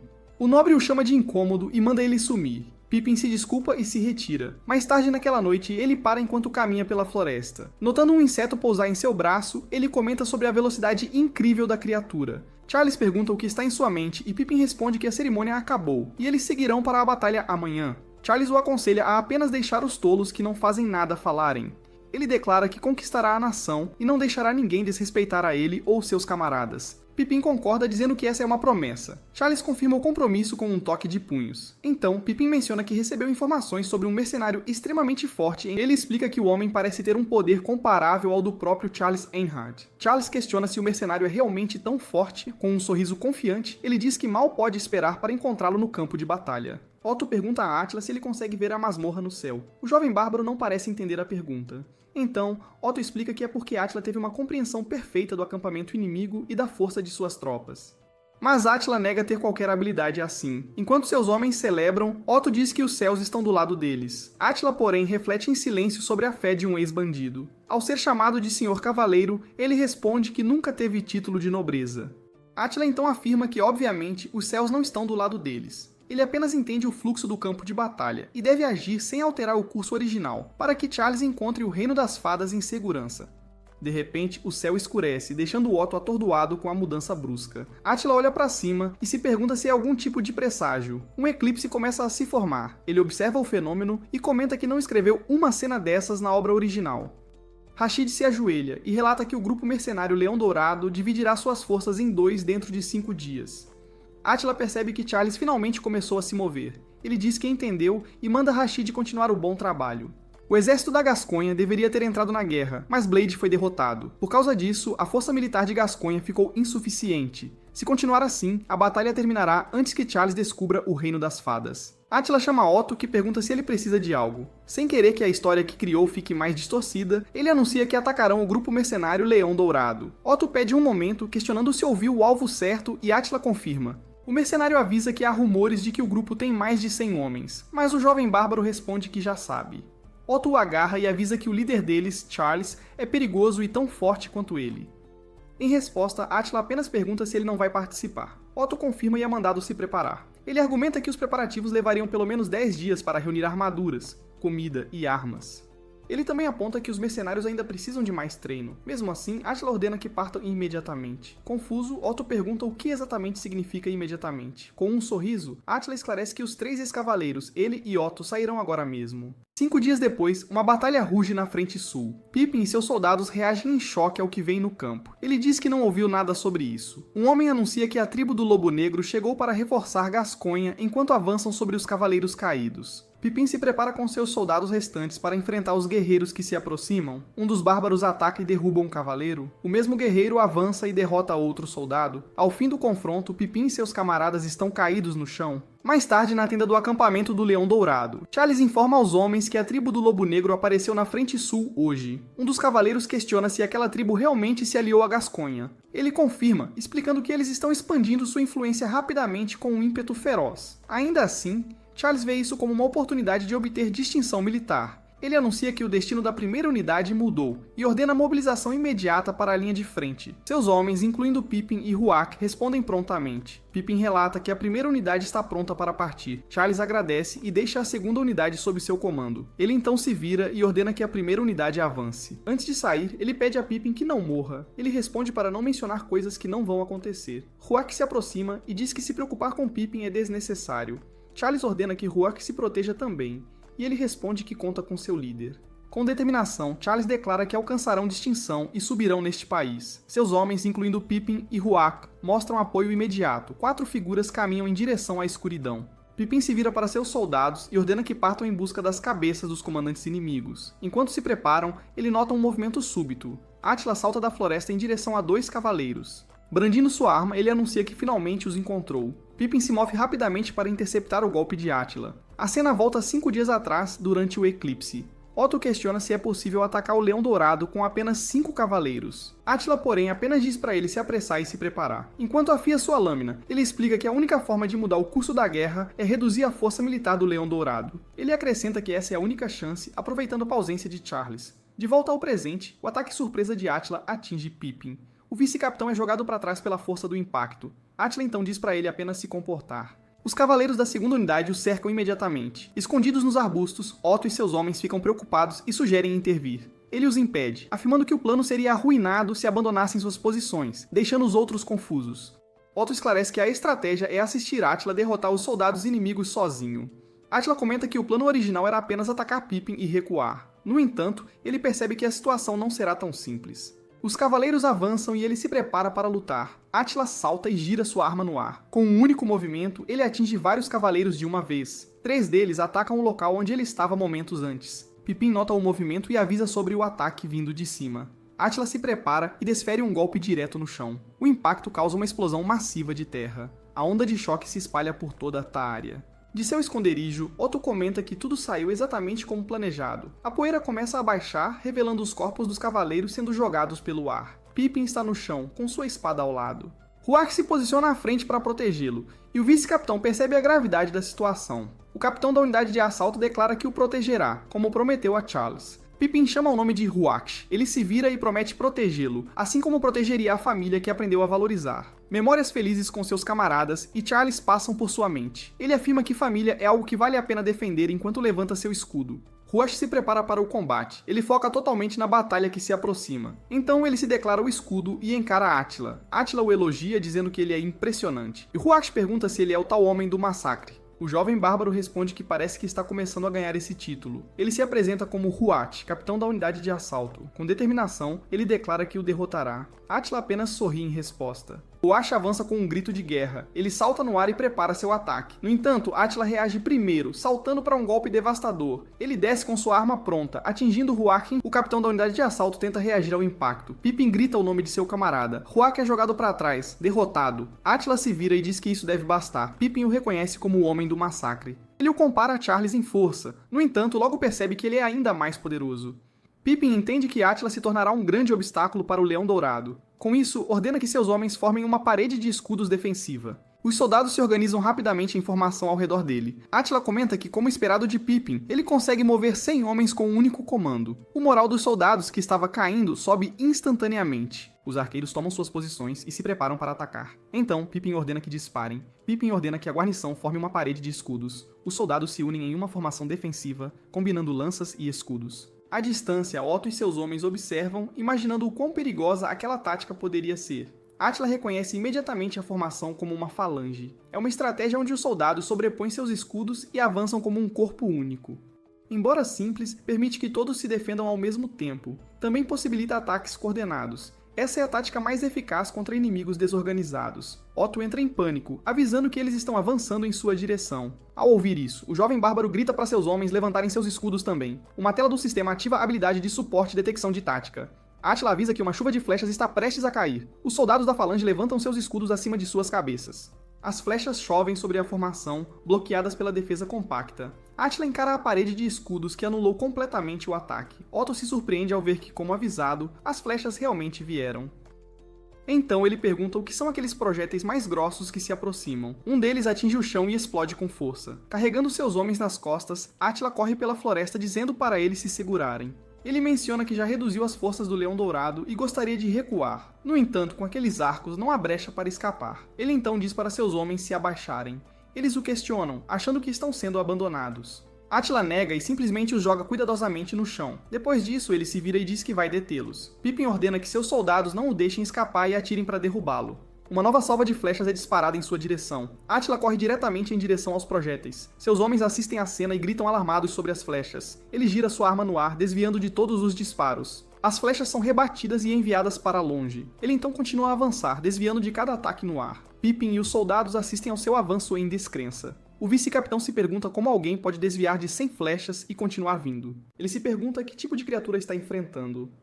Átila apenas sorri enquanto prepara sua arma. Com um grito, ele lança o machado giratório. O projétil voa em alta velocidade em direção à falange. A arma atinge a primeira fileira de escudos. Ela atravessa soldados e defesas como se não houvesse resistência. Então o machado retorna girando para Átila. Ferido, Pippin recua segurando seu braço. Ele percebe que a formação, aperfeiçoada por tantos anos, foi destruída por um único arremesso. Os soldados sobreviventes encaram Átila, agora parado à distância. O vice-capitão pede desculpas silenciosamente a Charles. Então, ele cai de joelhos, declarando que sua jornada termina aqui. Pippin abaixa a cabeça, esperando o golpe final. No entanto, Átila apenas comenta que foi uma luta divertida. Ele então se vira e começa a se afastar. Pippin o observa partir e grita de frustração. Otto comenta que, falando sério, ele realmente achou que ia morrer. Logo depois, ele grita que o chefe terá que carregá-los de agora em diante. Átila pergunta do que ele está falando. Ele então anuncia que vai reiniciar o treinamento de todos do zero, surpreendendo o mercenário. Um pássaro voa em sua direção e pousa em seu braço. Com o pássaro no ombro, ele pega uma mensagem e percebe que é de Rashid. Átila vira seu cavalo abruptamente, deixando seus homens para trás. Otto pergunta para onde ele está indo. Sem responder, ele cavalga em alta velocidade pela floresta. Em outro lugar do campo de batalha, Charles enfrenta Munzuk, que está prestes a começar uma grande batalha. A mensagem dizia para ir imediatamente para a região de Guienne, pois Charles estava indo para a localização do chefe Munzuk. Átila se pergunta por que a tribo do Lobo Negro está em um campo de batalha. Ele não se lembra de ter escrito uma cena dessas na história original. Uma memória surge, mostrando Munzuk o elogiando como um filho. Logo depois, ele se lembra do chefe da tribo pedindo para ele ser mais feliz. Átila grita enquanto continua a cavalgar. Ele promete que o salvará a qualquer custo e pede para ele apenas aguentar. A cena então muda para o acampamento da tribo do Lobo Negro. Um ataque violento está em andamento, espalhando sangue pelo chão. Charles Eynard se aproxima de um guerreiro caído e exige que ele responda. Ele então pergunta se ele conhece um guerreiro bárbaro que empunha um machado grande. O homem afirma que não conhece ninguém com essa descrição. Charles se vira e comenta que é uma pena, enquanto segura sua espada. O guerreiro ferido diz para ele esperar. Então Charles questiona se ele realmente acabou de dizer para ele esperar. Ele declara que bárbaros são inimigos da Aquitânia. Seus soldados concordam prontamente. Charles continua, afirmando que eles lançaram um ataque surpresa e mataram muitos de seus camaradas. Os homens o apoiam novamente com gritos. Com sua espada erguida, ele afirma que não deixará um único bárbaro vivo. Uma voz o interrompe, ordenando que ele espere. Charles se vira e diz que não esperava que ele viesse aqui. O chefe Munzuk então se revela diante dele. O lendário guerreiro, conhecido como o Deus Marcial, se posiciona para o combate. Charles analisa que um ataque baseado apenas em força sempre requer preparação. Ele acredita que tem uma boa chance se atacar no momento em que Munzuk levantar seu machado. No entanto, o chefe da tribo o atinge primeiro, fazendo-o voar. Munzuk continua o ataque com um golpe poderoso.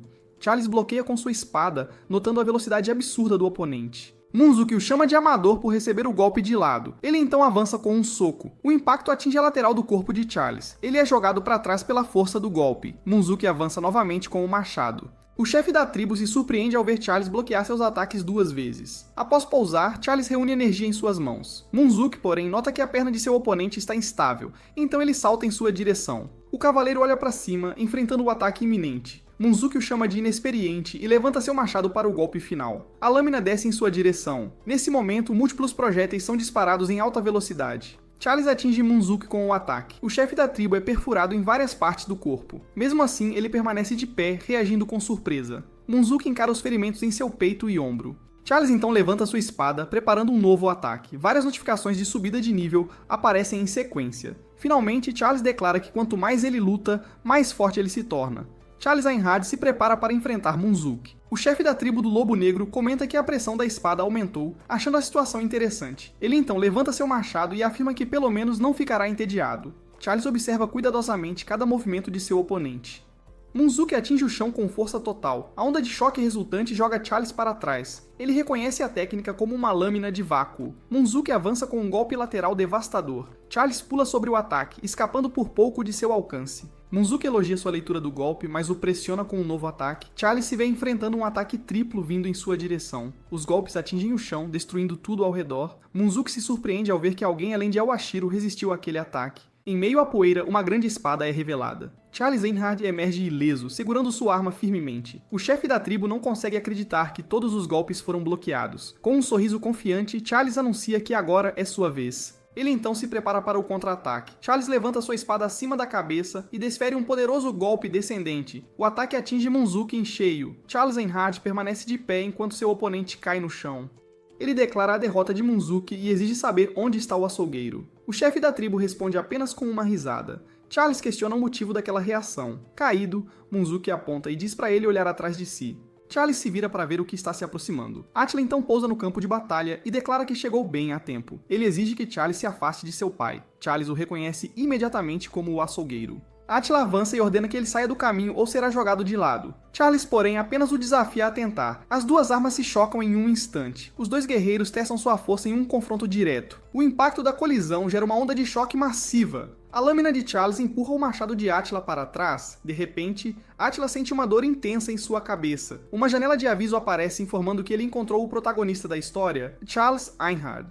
Logo após, a notificação anuncia a ativação do programa de proteção do autor. Attila fica paralisado enquanto o sistema é ativado. Então, uma segunda autoridade chamada Olho da Mente é desbloqueada para ele. Uma janela de alerta anuncia que o programa de proteção do autor está sendo ativado. Ao mesmo tempo, uma segunda autoridade chamada Olho da Mente é desbloqueada.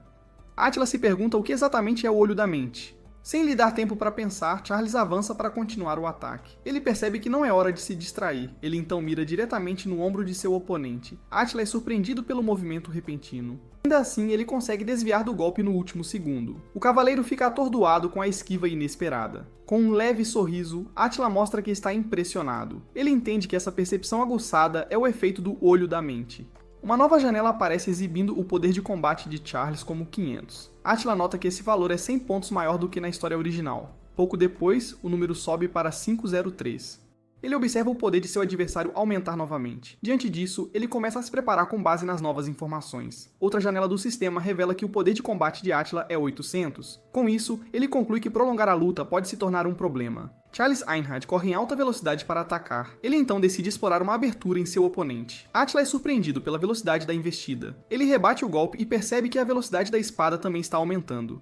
Charles decide arrancar a arma de suas mãos. Então ele ataca o machado de Attila diretamente. Attila percebe que o ataque vem no momento exato em que formula seus movimentos. O cavaleiro mantém a ofensiva com um golpe extremamente preciso. A lâmina roça o corpo de Attila, ele se recupera rapidamente e afirma que a luta não acabou. Seus olhos focam em encontrar uma brecha. Aproveitando a menor abertura, Attila contra-ataca. Charles é pego de surpresa pela reação inesperada. Attila intercepta a lâmina e agarra o pulso de seu adversário. Ele então torce seu braço com força. Com um movimento rápido, ele joga Charles sobre seu ombro. Attila se prepara para o golpe final. Então ele desfere um chute poderoso direto no peito do cavaleiro. O golpe acerta em cheio. Ao pousar, ele declara que a luta acabou. O sangue de Charles pinga no chão. Mesmo assim, o cavaleiro se levanta ferido, mas ainda disposto a lutar. Attila reage, percebendo que seu oponente ainda está de pé. Uma janela do sistema mostra que o poder de combate de Charles atingiu 800. O número sobe para 810 pouco depois. Ele percebe que o valor continua subindo sem parar. O crescimento de poder acelera. Attila sorri, reconhecendo a força do protagonista que ele mesmo criou.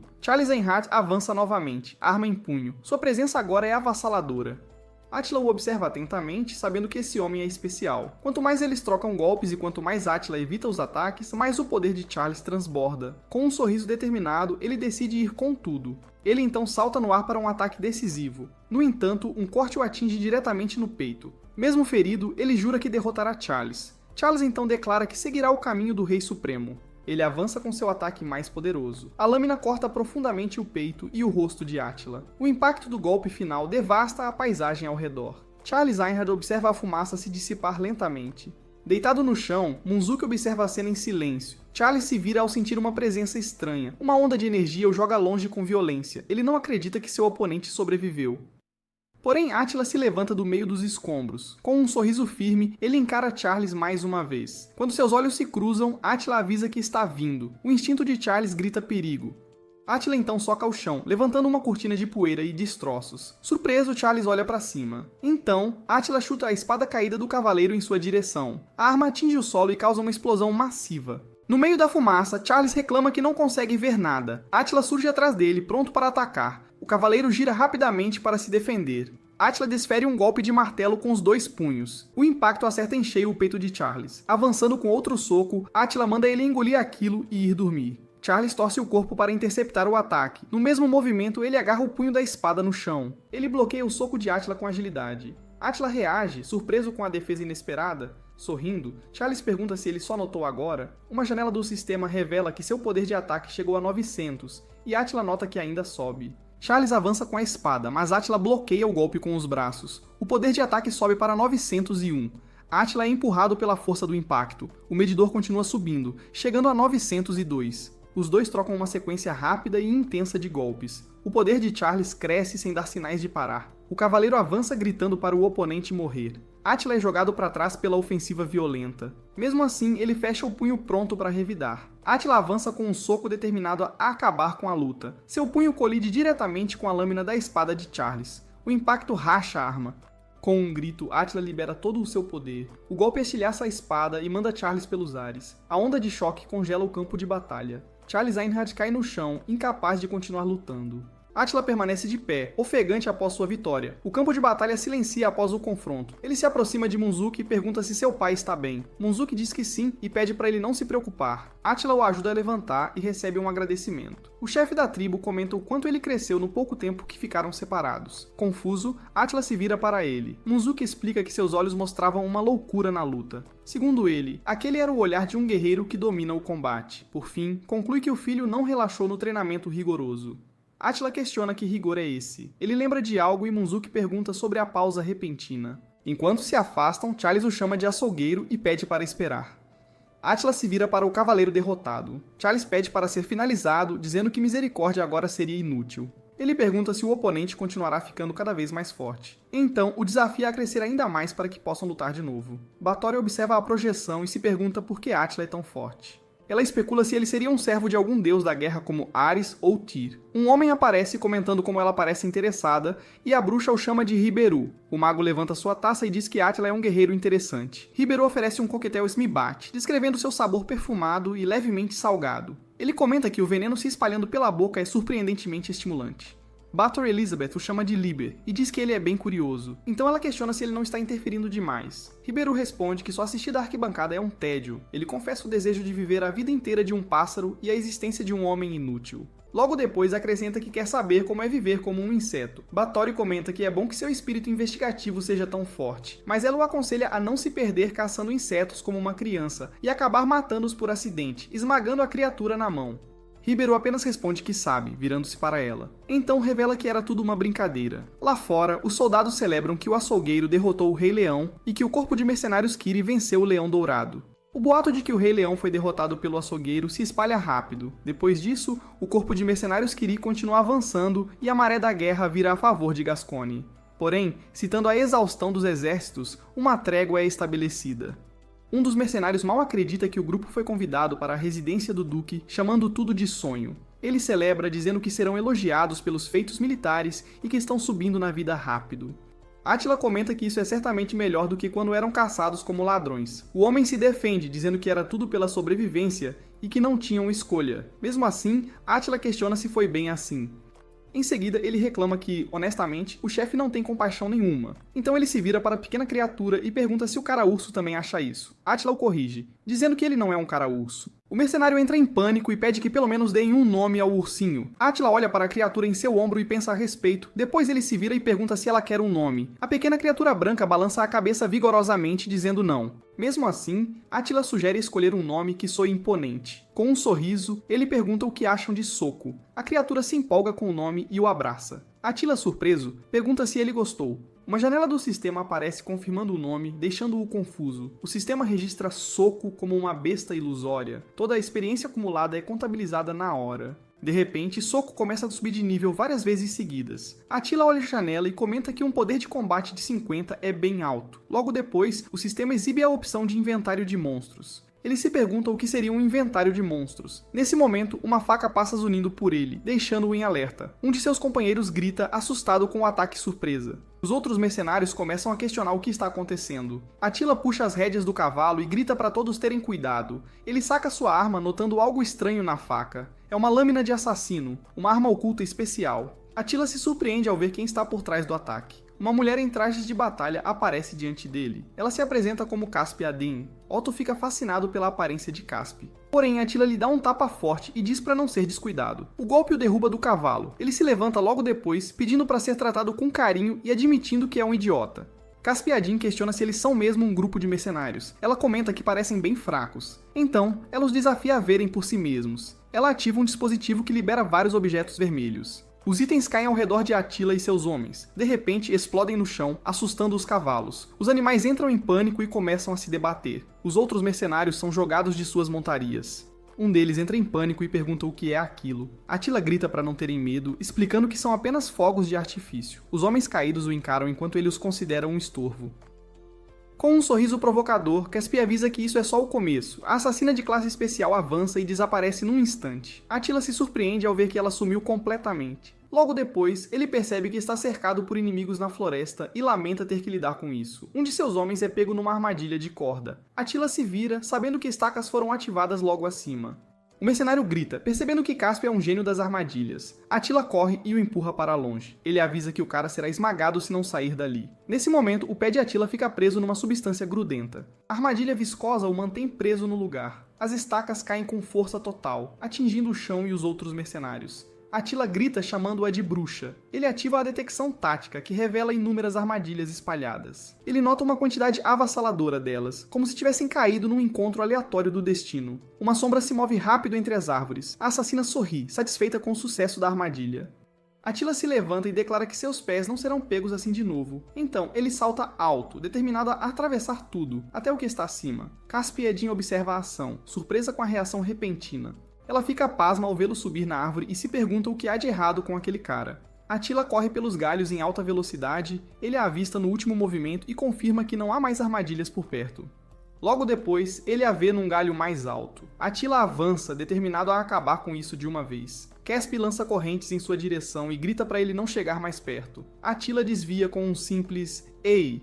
Ainda assim, Caspi sorri e revela que aquilo era só uma brincadeira. Então, Átila salta para trás para escapar das correntes que surgem de baixo. Ele percebe que a arma dela é uma faca presa a uma corrente. Átila foca no ataque que se aproxima. Logo depois, ele acaba completamente imobilizado pelas correntes. Caspi avisa que lutar é inútil, explicando que as correntes são de aço anão e poderiam arrancar seu braço. Com um sorriso confiante, Átila responde que é exatamente por isso que ele está avisando ela. Então ele começa a quebrar as correntes, gritando que aquilo não é o bastante. Caspi grita em choque ao ser capturada. Ela fica pendurada numa árvore, exigindo ser solta imediatamente. Átila a questiona sobre quem a contratou. Ela se recusa a responder, dizendo que um assassino nunca revela o cliente. Sem escolha, ele ativa o olho da mente.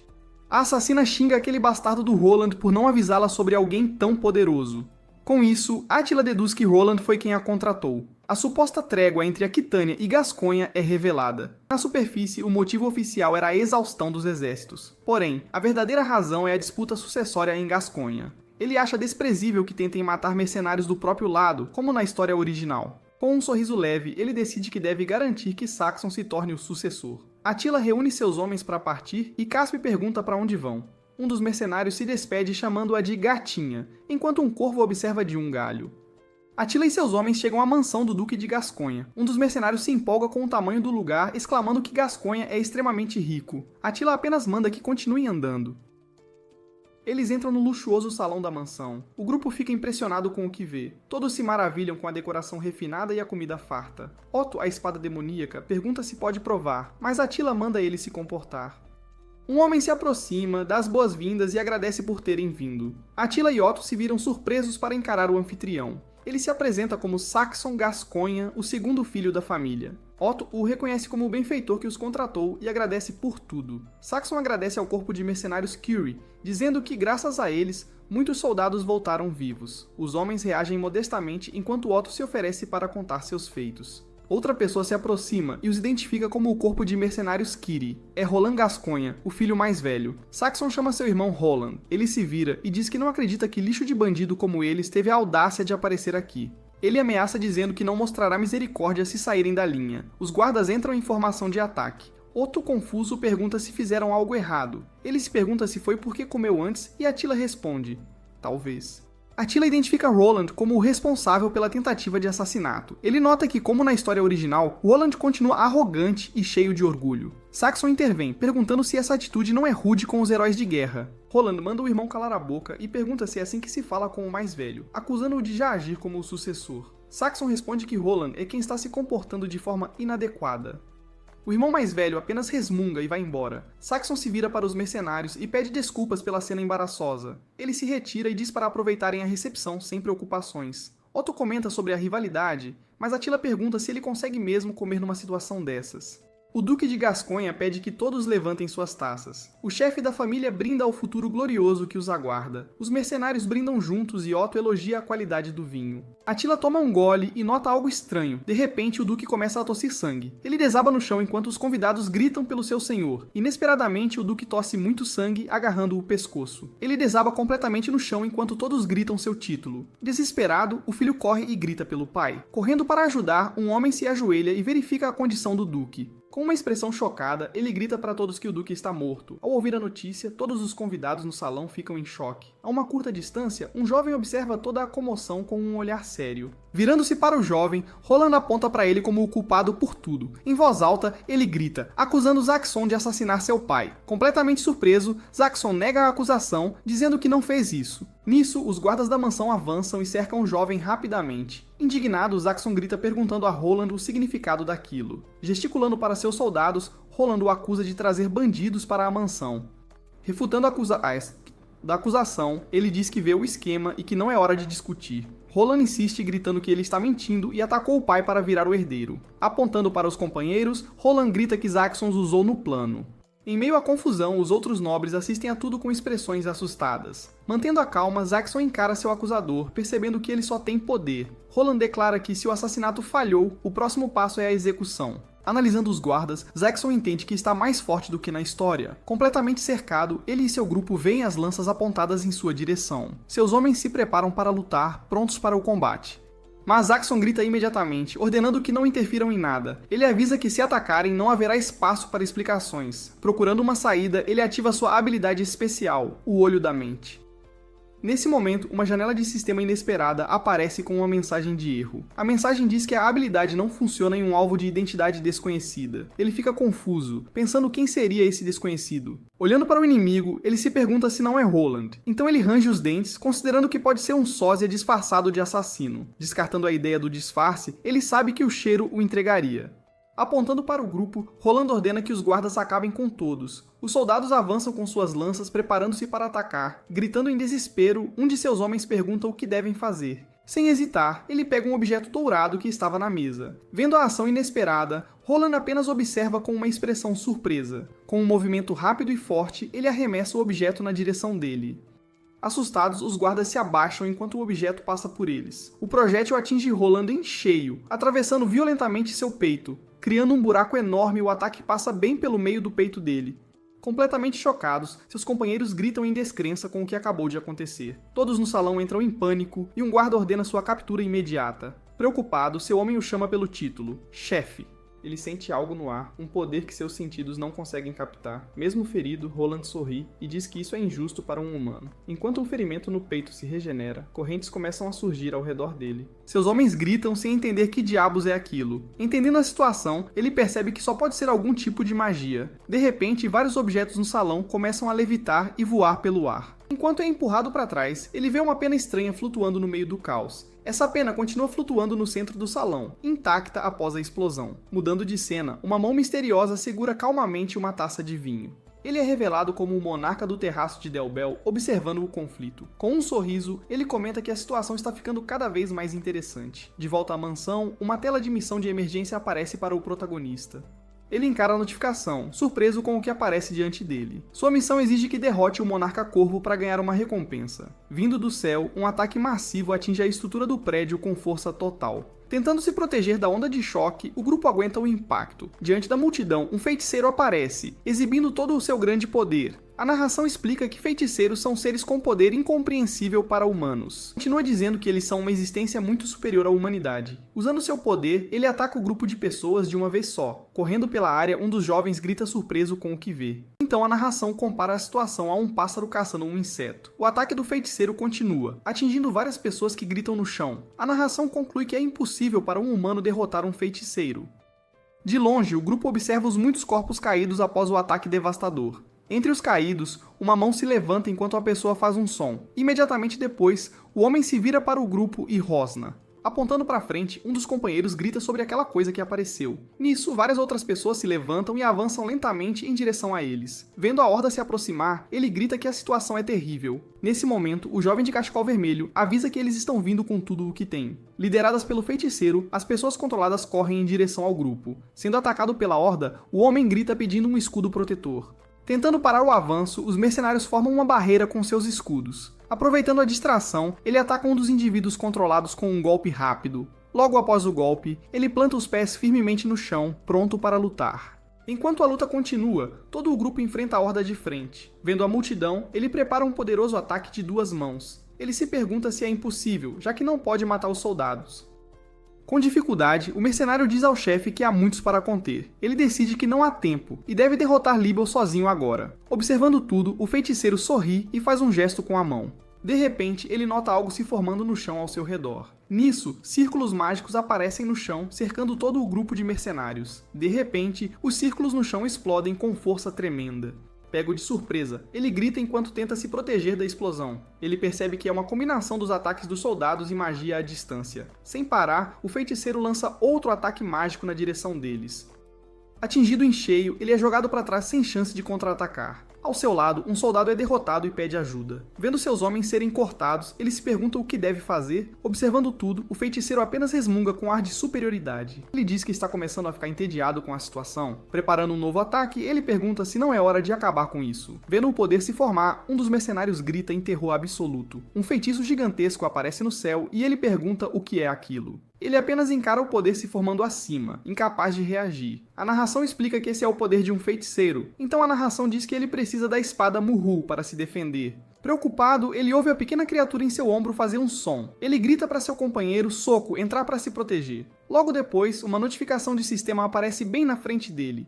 Confirmando o comando, a criatura responde e ativa o inventário de monstros. Ele chama seu companheiro, Soco, preparando-se para a luta. É explicado que Soco é uma besta guardiã capaz de armazenar itens. Ativando o inventário, ele grita pela sua espada, a poderosa Muju. A pequena criatura abre a boca bem larga, pronta para liberar a espada. De repente, a criatura começa a engasgar e ele pergunta o que há de errado. Sem aviso, a criatura cospe a espada para fora da boca. Com um movimento rápido, ele finalmente empunha sua espada lendária, Muyul. Vendo a cena bizarra, os mercenários ficam paralisados de confusão. O feiticeiro apenas sorri e pergunta o que era para ser aquilo. Agora armado, ele grita para o feiticeiro calar a boca. Ele avisa ao oponente que sua risada não vai durar muito mais. Ao terminar de falar, ele avança em velocidade total contra o oponente. Vendo o ataque, o feiticeiro sorri e comenta que é muito bom. Ele levanta a mão e começa a reunir seu próprio poder. Confiantemente, ele declara que mostrará a diferença de nível entre eles. De cima, uma massa imensa de poder desce sobre o campo de batalha. Vendo a onda chegar, um dos homens avisa que o ataque está vindo. A energia então surge rapidamente em direção a todos no salão.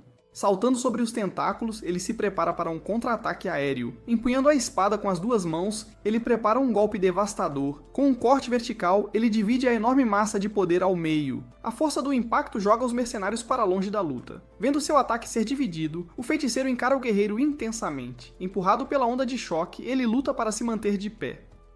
Ele explica que essa não é uma espada comum, pois possui proteção divina. Ele revela que sua espada é na verdade uma arma anti-magia. Empolgados com a virada, os mercenários gritam o nome de seu líder. Ele questiona como sua magia foi quebrada por um guerreiro sem poder mágico. Ele comenta que o poder das tribos orientais é imenso. Com um sorriso no rosto, o feiticeiro diz: "Isso é muito divertido."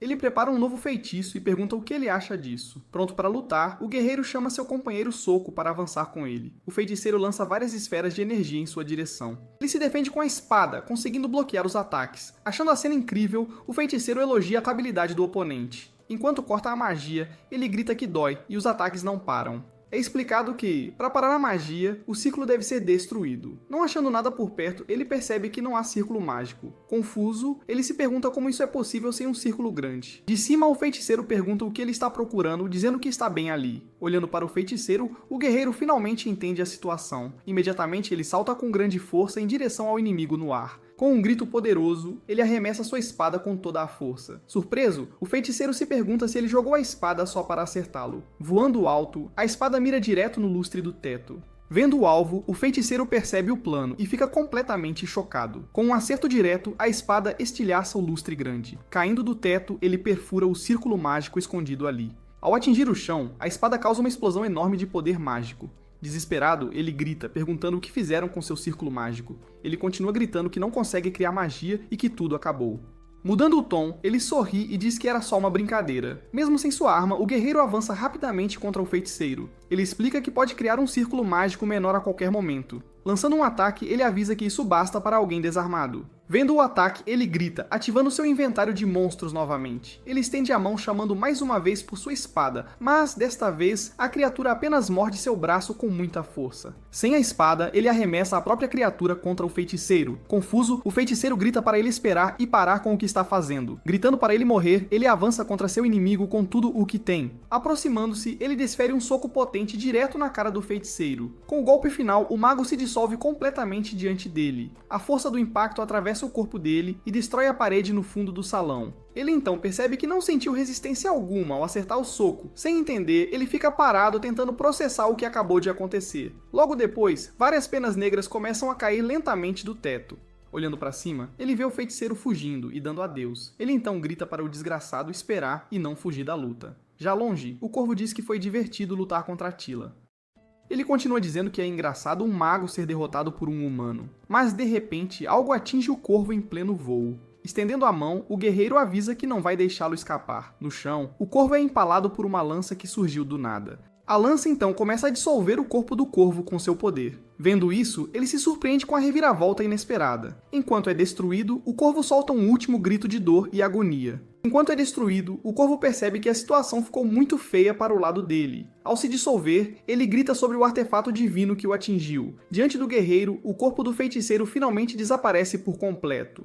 Cansado após a luta, ele se pergunta se finalmente o derrotou. Com a derrota do mago, os soldados controlados ficam imóveis. Lentamente, eles começam a recobrar os sentidos perguntando o que aconteceu. Um dos mercenários então grita que os soldados voltaram ao normal. Comemorando loucamente, todo o grupo de mercenários grita que finalmente venceram. Logo depois, um de seus companheiros corre até o chefe para falar com ele. Aproximando-se, ele reclama que o chefe deveria ter contado sobre a espada. Mandando ele calar a boca, o chefe diz que ele deveria ter ajudado em vez de reclamar. O mercenário então dá uma desculpa e o chefe concorda que era um oponente perigoso. Olhando para o lado, o mercenário chama por ele novamente com preocupação. Com uma expressão assustada, ele grita que seu chefe está sangrando. Sem conseguir se segurar mais, ele finalmente desaba e começa a cair. Vendo seu chefe cair, o mercenário grita o nome dele em total desespero. A cena muda e o feiticeiro reaparece em outro lugar dizendo que foi divertido. Falando com uma mulher, ele diz que se Báthory não o tivesse salvo, ele teria morrido. Usando sua magia nele, ela responde que não o salvou exatamente. Ela então explica que está apenas regenerando uma parte do corpo dele. Enquanto fala, ela segura um fragmento da alma dele nas mãos para continuar o processo. Pedindo para ela não ser tão fria, ele a lembra de que eles são quase a mesma coisa. Com um sorriso, ele pergunta se ela ficou brava por ele ter tentado matar Attila. Apenas encarando-o de volta, ela solta um grunhido de total desaprovação. Negando que esteja brava, ela ouve enquanto ele insiste que ela está. Ela então admite que está, mas diz que também se sente muito grata. Explicando o motivo, ela diz que Attila provou ser capaz de empunhar a Mudil. Além disso, ela diz que a derrota dele pelas mãos de Attila a deixou certa. Sem dizer uma palavra, ele a observa com um olhar de total confusão. Revelando seu plano, ela diz que Attila governará o mundo com muito derramamento de sangue e conclui dizendo que ele é o berserker que realizará o sonho deles. Sendo lambido na cara, ele resmunga enquanto acorda lentamente na cama. Irritado com a situação, ele reclama do cheiro e manda seu companheiro parar. Logo depois, ele se senta e grita o nome de Punch com raiva. Olhando ao redor do quarto, ele se pergunta onde poderia estar. Nesse momento, uma janela do sistema aparece na frente dele com uma notificação importante. Vendo a tela, ele questiona se a missão repentina já foi concluída. Lembrando da luta, ele diz que desmaiou logo após derrotar o Corvo. Então, uma nova janela aparece informando que concederá suas recompensas. Lendo as informações, ele vê que ganhou um sistema de grupo e uma habilidade. Analisando um novo poder, ele se pergunta se o rugido do guerreiro é forte. Confiante, ele conclui que a habilidade que ganhou será a mais forte de todas. Comemorando, ele diz que vai derrotar o Corvo, mas o sistema informa que ele ainda está vivo. Uma narração explica que ele não morre apenas por ter a cabeça cortada. Ele então diz que, como autor, é ele quem sabe melhor esse fato. De repente, uma voz lá de fora o alerta sobre a porta do quarto. Entrando no quarto, o mercenário pergunta surpreso se o chefe já acordou. Ele então diz ao outro companheiro para ir chamar todos imediatamente. Vendo seu desespero, o chefe pergunta ao Otto o que aconteceu. Com isso, ele responde que ficou muito preocupado com toda a situação. Chegando logo depois, os outros mercenários perguntam se o chefe está bem. Comemorando, eles dizem que o chefe voltou à vida, mas ele diz que nunca morreu. Pouco depois, evidências sobre o assassinato do Duque Gascoigne foram descobertas. Com isso, o verdadeiro mentor, Lohan, foi finalmente preso por sua traição. Saxon então se tornou oficialmente o novo duque do território de Gascoigne. No bar, os mercenários comemoram e brindam com o dinheiro da recompensa. Brindando com seu chefe, ele comenta que a luta finalmente acabou. Concordando, ele diz que Gascoigne agora pode finalmente descansar em paz. Curioso, o mercenário pergunta ao chefe sobre seus planos para o futuro. Nesse momento, Saxon chega ao bar e chama formalmente pelo Lorde Attila. Ele pergunta se o corpo dele está se sentindo melhor agora, dizendo que está bem. Ele agradece a Saxon por deixá-lo descansar. Saxon então anuncia que trouxe os itens que havia prometido a eles. Vendo o baú de tesouro, ele diz que estava ansioso por isso. Achando injusto, o mercenário reclama que o chefe não pode ficar com tudo para si. Olhando para seus companheiros, ele se prepara para dar uma boa resposta. Ele então diz que eles estão apenas sendo gananciosos. Rindo da situação, Saxon revela que o baú contém a escritura do território. Confusos com a revelação, eles perguntam de que território ele está falando. Ele então confirma que entregará tudo diretamente ao Sr. Otto. Sem conseguir acreditar no que está ouvindo, Otto pergunta se o presente é realmente para ele. Apontando para o amigo, ele confirma que o território agora é todo dele. Extremamente animado, Otto pergunta se pode se tornar um nobre novamente. Com a escritura nas mãos, ele comemora gritando que escapou da pobreza. Todos então brindam juntos, gritando vida longa ao novo Lorde. Logo depois, eles também brindam gritando vida longa ao Lorde Attila, depois que a festa termina. A noite fica silenciosa do lado de fora da taverna. No dia seguinte, ele parte sozinho em seu cavalo em direção à cidade. Ouvindo seu companheiro resmungar, ele diz que não tem outra escolha agora. Ele pensa que de agora em diante lutará contra inimigos com poder mágico. Ele conclui que deixar Otto e os outros para trás foi a decisão certa. Com um rosto sério, ele se prepara para a nova jornada à frente dizendo, vamos nessa. Ele começa a cavalgar pela estrada sozinho. Depois de cavalgar um pouco, ele se vira ao ouvir um barulho vindo de trás. Logo atrás dele, Otto segue gritando para ele esperar. Surpreso, ele apenas observa enquanto seu amigo se aproxima rapidamente no caminho. Cavalgando com um sorriso, Otto continua rindo enquanto chega cada vez mais perto. Levantando a mão, Otto grita com todas as suas forças que ele vai junto. Olhando para trás, ele apenas observa Otto se aproximando em seu cavalo. Irritado, ele pergunta se Otto ainda está bêbado da festa de ontem. Negando, Otto diz que costumava deixar tudo para seus subordinados quando era nobre. Ele então diz orgulhosamente que não há problema se ele não estiver lá. Perdendo a paciência, ele diz que o contrato deles acabou e ele não precisa segui-lo. Fazendo uma pausa, Otto diz que no começo odiava seu chefe. Confuso com o que houve, ele pergunta o que ele acabou de dizer. Mas Otto explica que não importa o que aconteça, ele sempre protegeu a todos. Ele continua dizendo que deu status e território para ex-bandidos. Ele termina dizendo que agora quer ver mais do mundo com ele. Ouvindo o discurso, ele apenas pensa que seu amigo realmente enlouqueceu. Em seguida, ele vê Otto segurando uma rédea e pergunta o que é aquilo. A pequena criatura em seu ombro também se pergunta o que ele está fazendo. Cansado da situação, ele apenas suspira e continua sua jornada pela estrada. Vendo seu amigo seguir em frente, ele diz que ele pode fazer o que quiser. Com um rosto muito feliz, Otto grita que finalmente conseguiu o que queria. Ele então pergunta ao chefe qual será o próximo destino deles. Deixando Gascoigne, eles cavalgam juntos com Otto gritando logo atrás dele. A narração explica que ele agora viaja com um cavaleiro e um urso. Através dos campos, Otto grita pedindo para ele pelo menos dizer para onde estão indo. Mudando de cena, a história foca nos residentes do Lorde de Actaine. Parados na porta, os guardas ouvem uma voz pedindo para esperarem um minuto. Lá dentro, um cavaleiro questiona a ideia de trazer um assassino para lá. Em descrença, ele bate na mesa e diz que é impossível. Ele então grita de raiva dizendo que aquele homem matou seu companheiro Ruar. Sentado, o líder diz que Attila o derrotou e sua força é inegável. Ele continua explicando que Attila seria muito útil como um novo aliado. Mesmo assim, o cavaleiro grita que não pode aceitar essa decisão de jeito nenhum. Com isso, o líder anuncia que o trará depois de derrotá-lo em combate. Ele então revela que, com Attila, ele pode se tornar ainda mais forte. Chocado com a revelação, o cavaleiro apenas encara seu líder sem dizer uma palavra. Mudando para a floresta, o cavaleiro cai enquanto a jornada deles continua. Escondido nos arbustos, um olho misterioso observa os dois atentamente. Enquanto comem perto da fogueira, uma cobra gigante ataca e Otto grita. Sem nem parar sua refeição, ele agarra facilmente a criatura pelo pescoço. Logo depois, ele joga a criatura para longe sem qualquer dificuldade. Preocupado, Otto pergunta se eles não podem pegar uma rota mais segura. Ele responde que eles vão derrotar um mago, então a segurança não importa. Otto então pergunta se o Lorde Corvo está realmente vivo, e ele confirma. Estendendo a mão, ele pede a Punch que lhe traga a espada Mughal. Com isso, a pequena criatura o ajuda a assar a cobra sobre o fogo. De repente, a espada Mughal começa a reagir com um poder intenso. Sentindo a reação da espada, ele pula assustando o Otto, e o sistema detecta a energia mágica do observador. Em resposta, a espada dispara um feixe de luz que assusta Otto. Ele então explica que Muriel memorizou a energia e decidiu seu destino. Virando-se de repente, ele assusta Otto, que pergunta o que acabou de acontecer.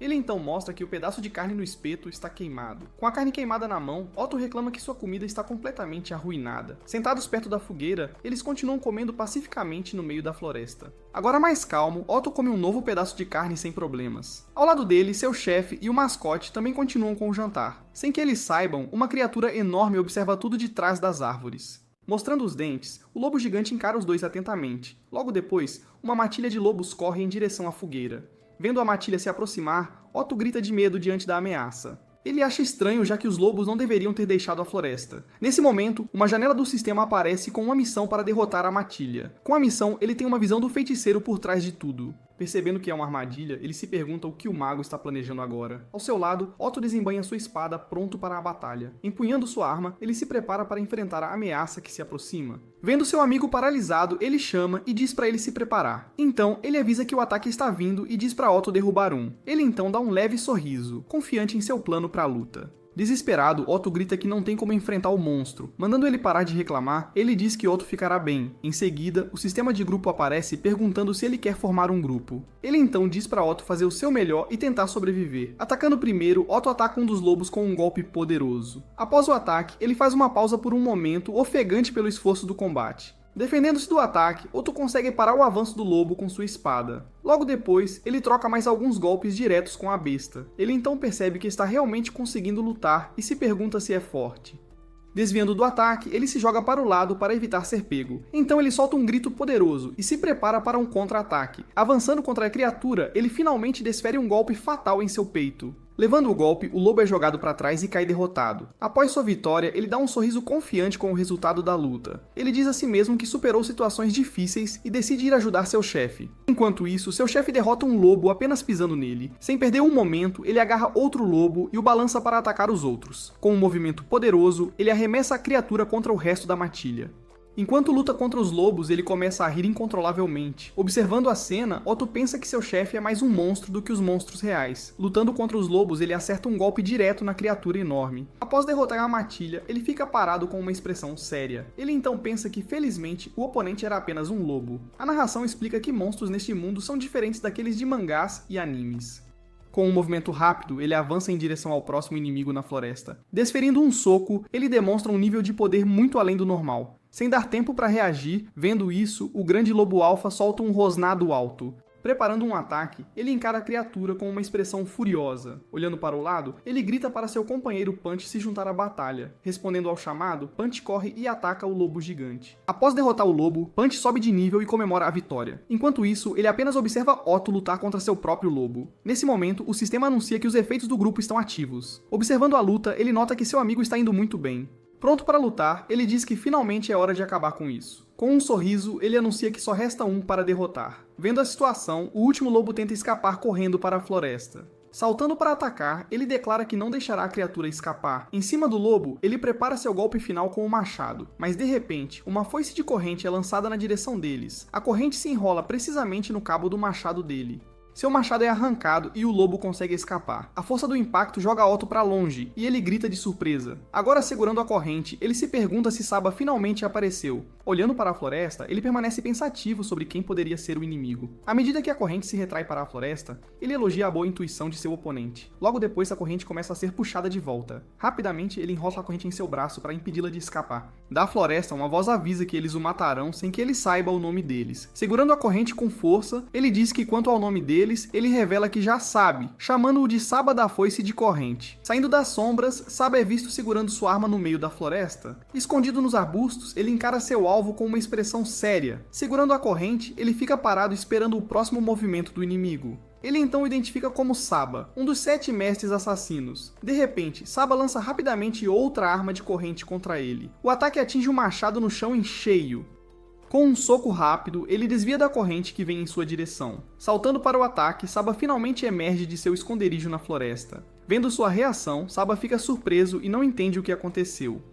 Nesse momento, a pequena criatura em seu ombro solta um rugido alto. Pegando sua arma de volta, ele diz que está tudo bem continuar. Ele então diz para Punch ir em frente e ajudar seu companheiro, Otto. Agora sozinho, ele se pergunta se eles deveriam testar aquela outra habilidade também. Fechando o punho, ele se prepara para a luta que está prestes a começar. Com um soco no chão, ele libera uma poderosa onda de energia. Envolvido pela energia, ele se prepara para usar sua nova habilidade. Com um rugido poderoso, ele finalmente ativa o rugido do guerreiro. Nesse momento, o sistema anuncia que a força e a resistência do grupo aumentaram. Das profundezas da floresta, um grito ecoa chamando a atenção de todos. Lutando contra o lobo, Otto ouve a voz e reconhece seu chefe. Em outro lugar, Otto agora enfrenta um novo e misterioso adversário. Com agilidade, ele desvia dos ataques do inimigo e consegue contra-atacar. Enquanto luta, ele percebe que seu oponente se tornou mais fácil de lidar. Surpresa com sua força, ela pergunta se ele estava escondendo seu poder. Avançando contra ele, ela desfere um golpe rápido em sua direção. Com um movimento ágil, ela desvia por baixo dele e o desequilibra. Pulando em suas costas, ela o imobiliza com um golpe preciso. Com sua adaga no pescoço dele, ela o avisa que este é o fim. De repente, Punch aparece e avança em velocidade máxima contra a inimiga. Com um movimento rápido, ela recua para longe de seu oponente. Então, Otto se aproxima de Punch com um sorriso no rosto, pronto para ajudar. Observando de longe, ela apenas encara o grupo parado no meio da floresta. Ela então pensa consigo mesma que eles são fortes, exatamente como seu mestre havia dito. Em outro lugar, ele luta contra Saba usando sua foice de corrente. Com um golpe poderoso, Saba arremessa sua arma contra seu oponente. Mas com agilidade, ele desvia do ataque usando sua própria arma para se defender. Enquanto desvia, ele continua a analisar cuidadosamente os movimentos do inimigo. Usando sua corrente, Saba lança um ataque que faz vários clones voarem.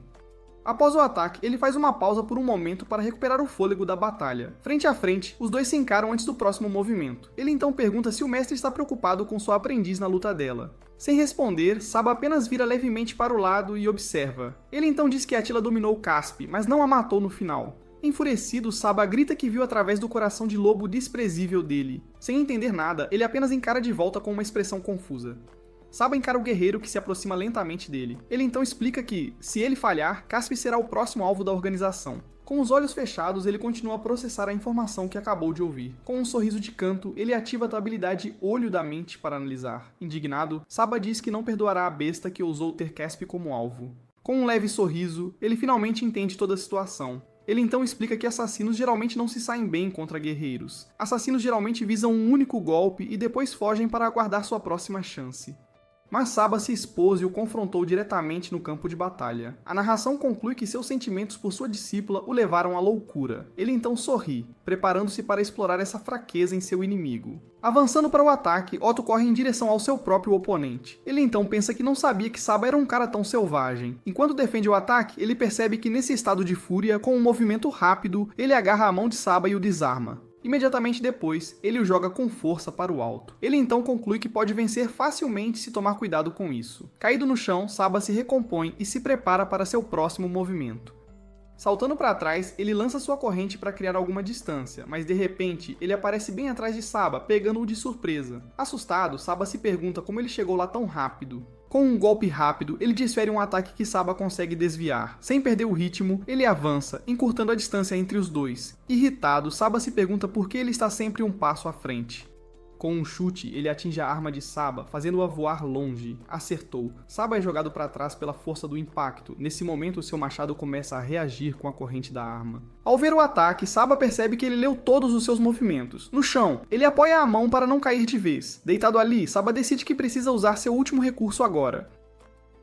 Com uma expressão determinada, ele anuncia que não tem escolha a não ser usá-lo. Então, ele avança com força total contra o guerreiro, gritando de fúria. Sentindo a pressão, ele reconhece a técnica suprema do assassino com um sorriso. Chegando bem perto, Saba desfere um golpe direto no peito do guerreiro. Com um grito poderoso, ele revela o nome de sua técnica de aniquilação. Vendo o ataque, ele apenas dá um sorriso de canto, sem recuar. Após o ataque, a floresta silencia por um breve momento. De pé, Saba libera uma energia poderosa de seu punho cerrado. Ofegante, ele se pergunta se finalmente conseguiu derrotar seu oponente. Mas de repente, seu oponente aparece bem atrás dele, completamente ileso. Surpreso, Saba não consegue reagir ao ver que seu ataque não funcionou. Ele então pergunta se Saba está tentando jogar a vida fora. Assustado com a situação, Saba apenas o encara com o rosto suado. Olhando para a floresta, ele se prepara para deixar o campo de batalha. Com isso, ele e seu oponente fogem rapidamente da área. Ouvindo o barulho, ele se pergunta se tem alguém por perto. De pé, ele apenas resmunga e observa a floresta atentamente. Voltando um pouco no tempo, Otto luta contra Casp e trocam socos. Com um grito, Casp avança, golpeando várias vezes com suas adagas. Gritando de volta, Otto consegue se defender de todos os ataques. Vendo a força dele, Casp se pergunta por que as coisas terminaram assim. Enquanto luta, Casp ouve um barulho estranho vindo da floresta atrás dela. Vendo uma brecha, Otto grita que agora é a hora de atacar. Saltando em direção a ela, ele desfere um golpe poderoso com sua espada. Irritada, ela pragueja enquanto tenta se defender do ataque surpresa. De repente, Saba aparece na frente dela e recebe o golpe em seu lugar. Em posição defensiva, Otto mal consegue bloquear o ataque de Saba. Observando a cena, Casp fica surpresa com o que acabou de acontecer. Correndo até seu mestre, ela o chama, preocupada com seu estado. Sem entender, ela apenas o observa com um olhar de surpresa no rosto. Chamando por ela, Saba se prepara para dar suas instruções finais. Ele então diz que por um tempo ela deve seguir com aquelas pessoas. Sem outra escolha, Casp simplesmente concorda com a ordem do mestre. Observando sua aprendiz, Saba permanece em silêncio por um breve momento. Então ele se vira e começa a se afastar lentamente da área. Enquanto se afasta, Saba se despede de sua aprendiz com um gesto final. Sumindo nas sombras, ele diz para Casp sobreviver a tudo. Vendo seu mestre partir, ela apenas grita seu nome, com o rosto cheio de preocupação. De repente, uma tocha se acende na escuridão da floresta noturna. Em seguida, um grupo de cavaleiros chega ao local com suas tochas. Olhando para a cena da batalha, um dos cavaleiros se vira para seu líder. Com uma expressão séria, o cavaleiro ruivo confirma a informação. No chão, vários lobos gigantes jazem completamente sem vida. Olhando para a cena, o líder dá um sorriso satisfeito. Ele então pergunta se ele realmente derrotou todos os lobos sozinho. Irritado, ele pergunta quantas vezes precisa repetir. Com raiva, o cavaleiro grita que não pode acreditar em tal absurdo. Ele então diz com um sorriso, que não precisa acreditar se não quiser. Frente a frente, os dois se encaram com muita tensão. À distância, uma voz grita chamando por seu mestre no meio da floresta. Saindo da mata, Otto e Casp correm em direção a Átila. Vendo Otto com Casp, ele pergunta por que ele está com ela. Parado longe, ele apenas observa os dois se aproximarem lentamente. Irritada, Casp grita que seu nome é Casp, não aquela coisa. Apontando sua espada, o cavaleiro pergunta quem são eles e sua afiliação. Ele encara o cavaleiro ruivo que o confronta. Perguntando quem ele é, Átila o encara com uma expressão de desdém. Nisso, os outros cavaleiros gritam para ele saber o seu lugar. Ele então reconhece Arno, o filho do Marquês Heinrich Stefan. Dando um passo à frente, Otto se apresenta como o Barão de Beltrán. Os cavaleiros se perguntam se ele é o herói de guerra Otto, mas um deles comenta que ele parece mais um bandido comum. Arno então diz que, se ele é Otto, deve ter o selo.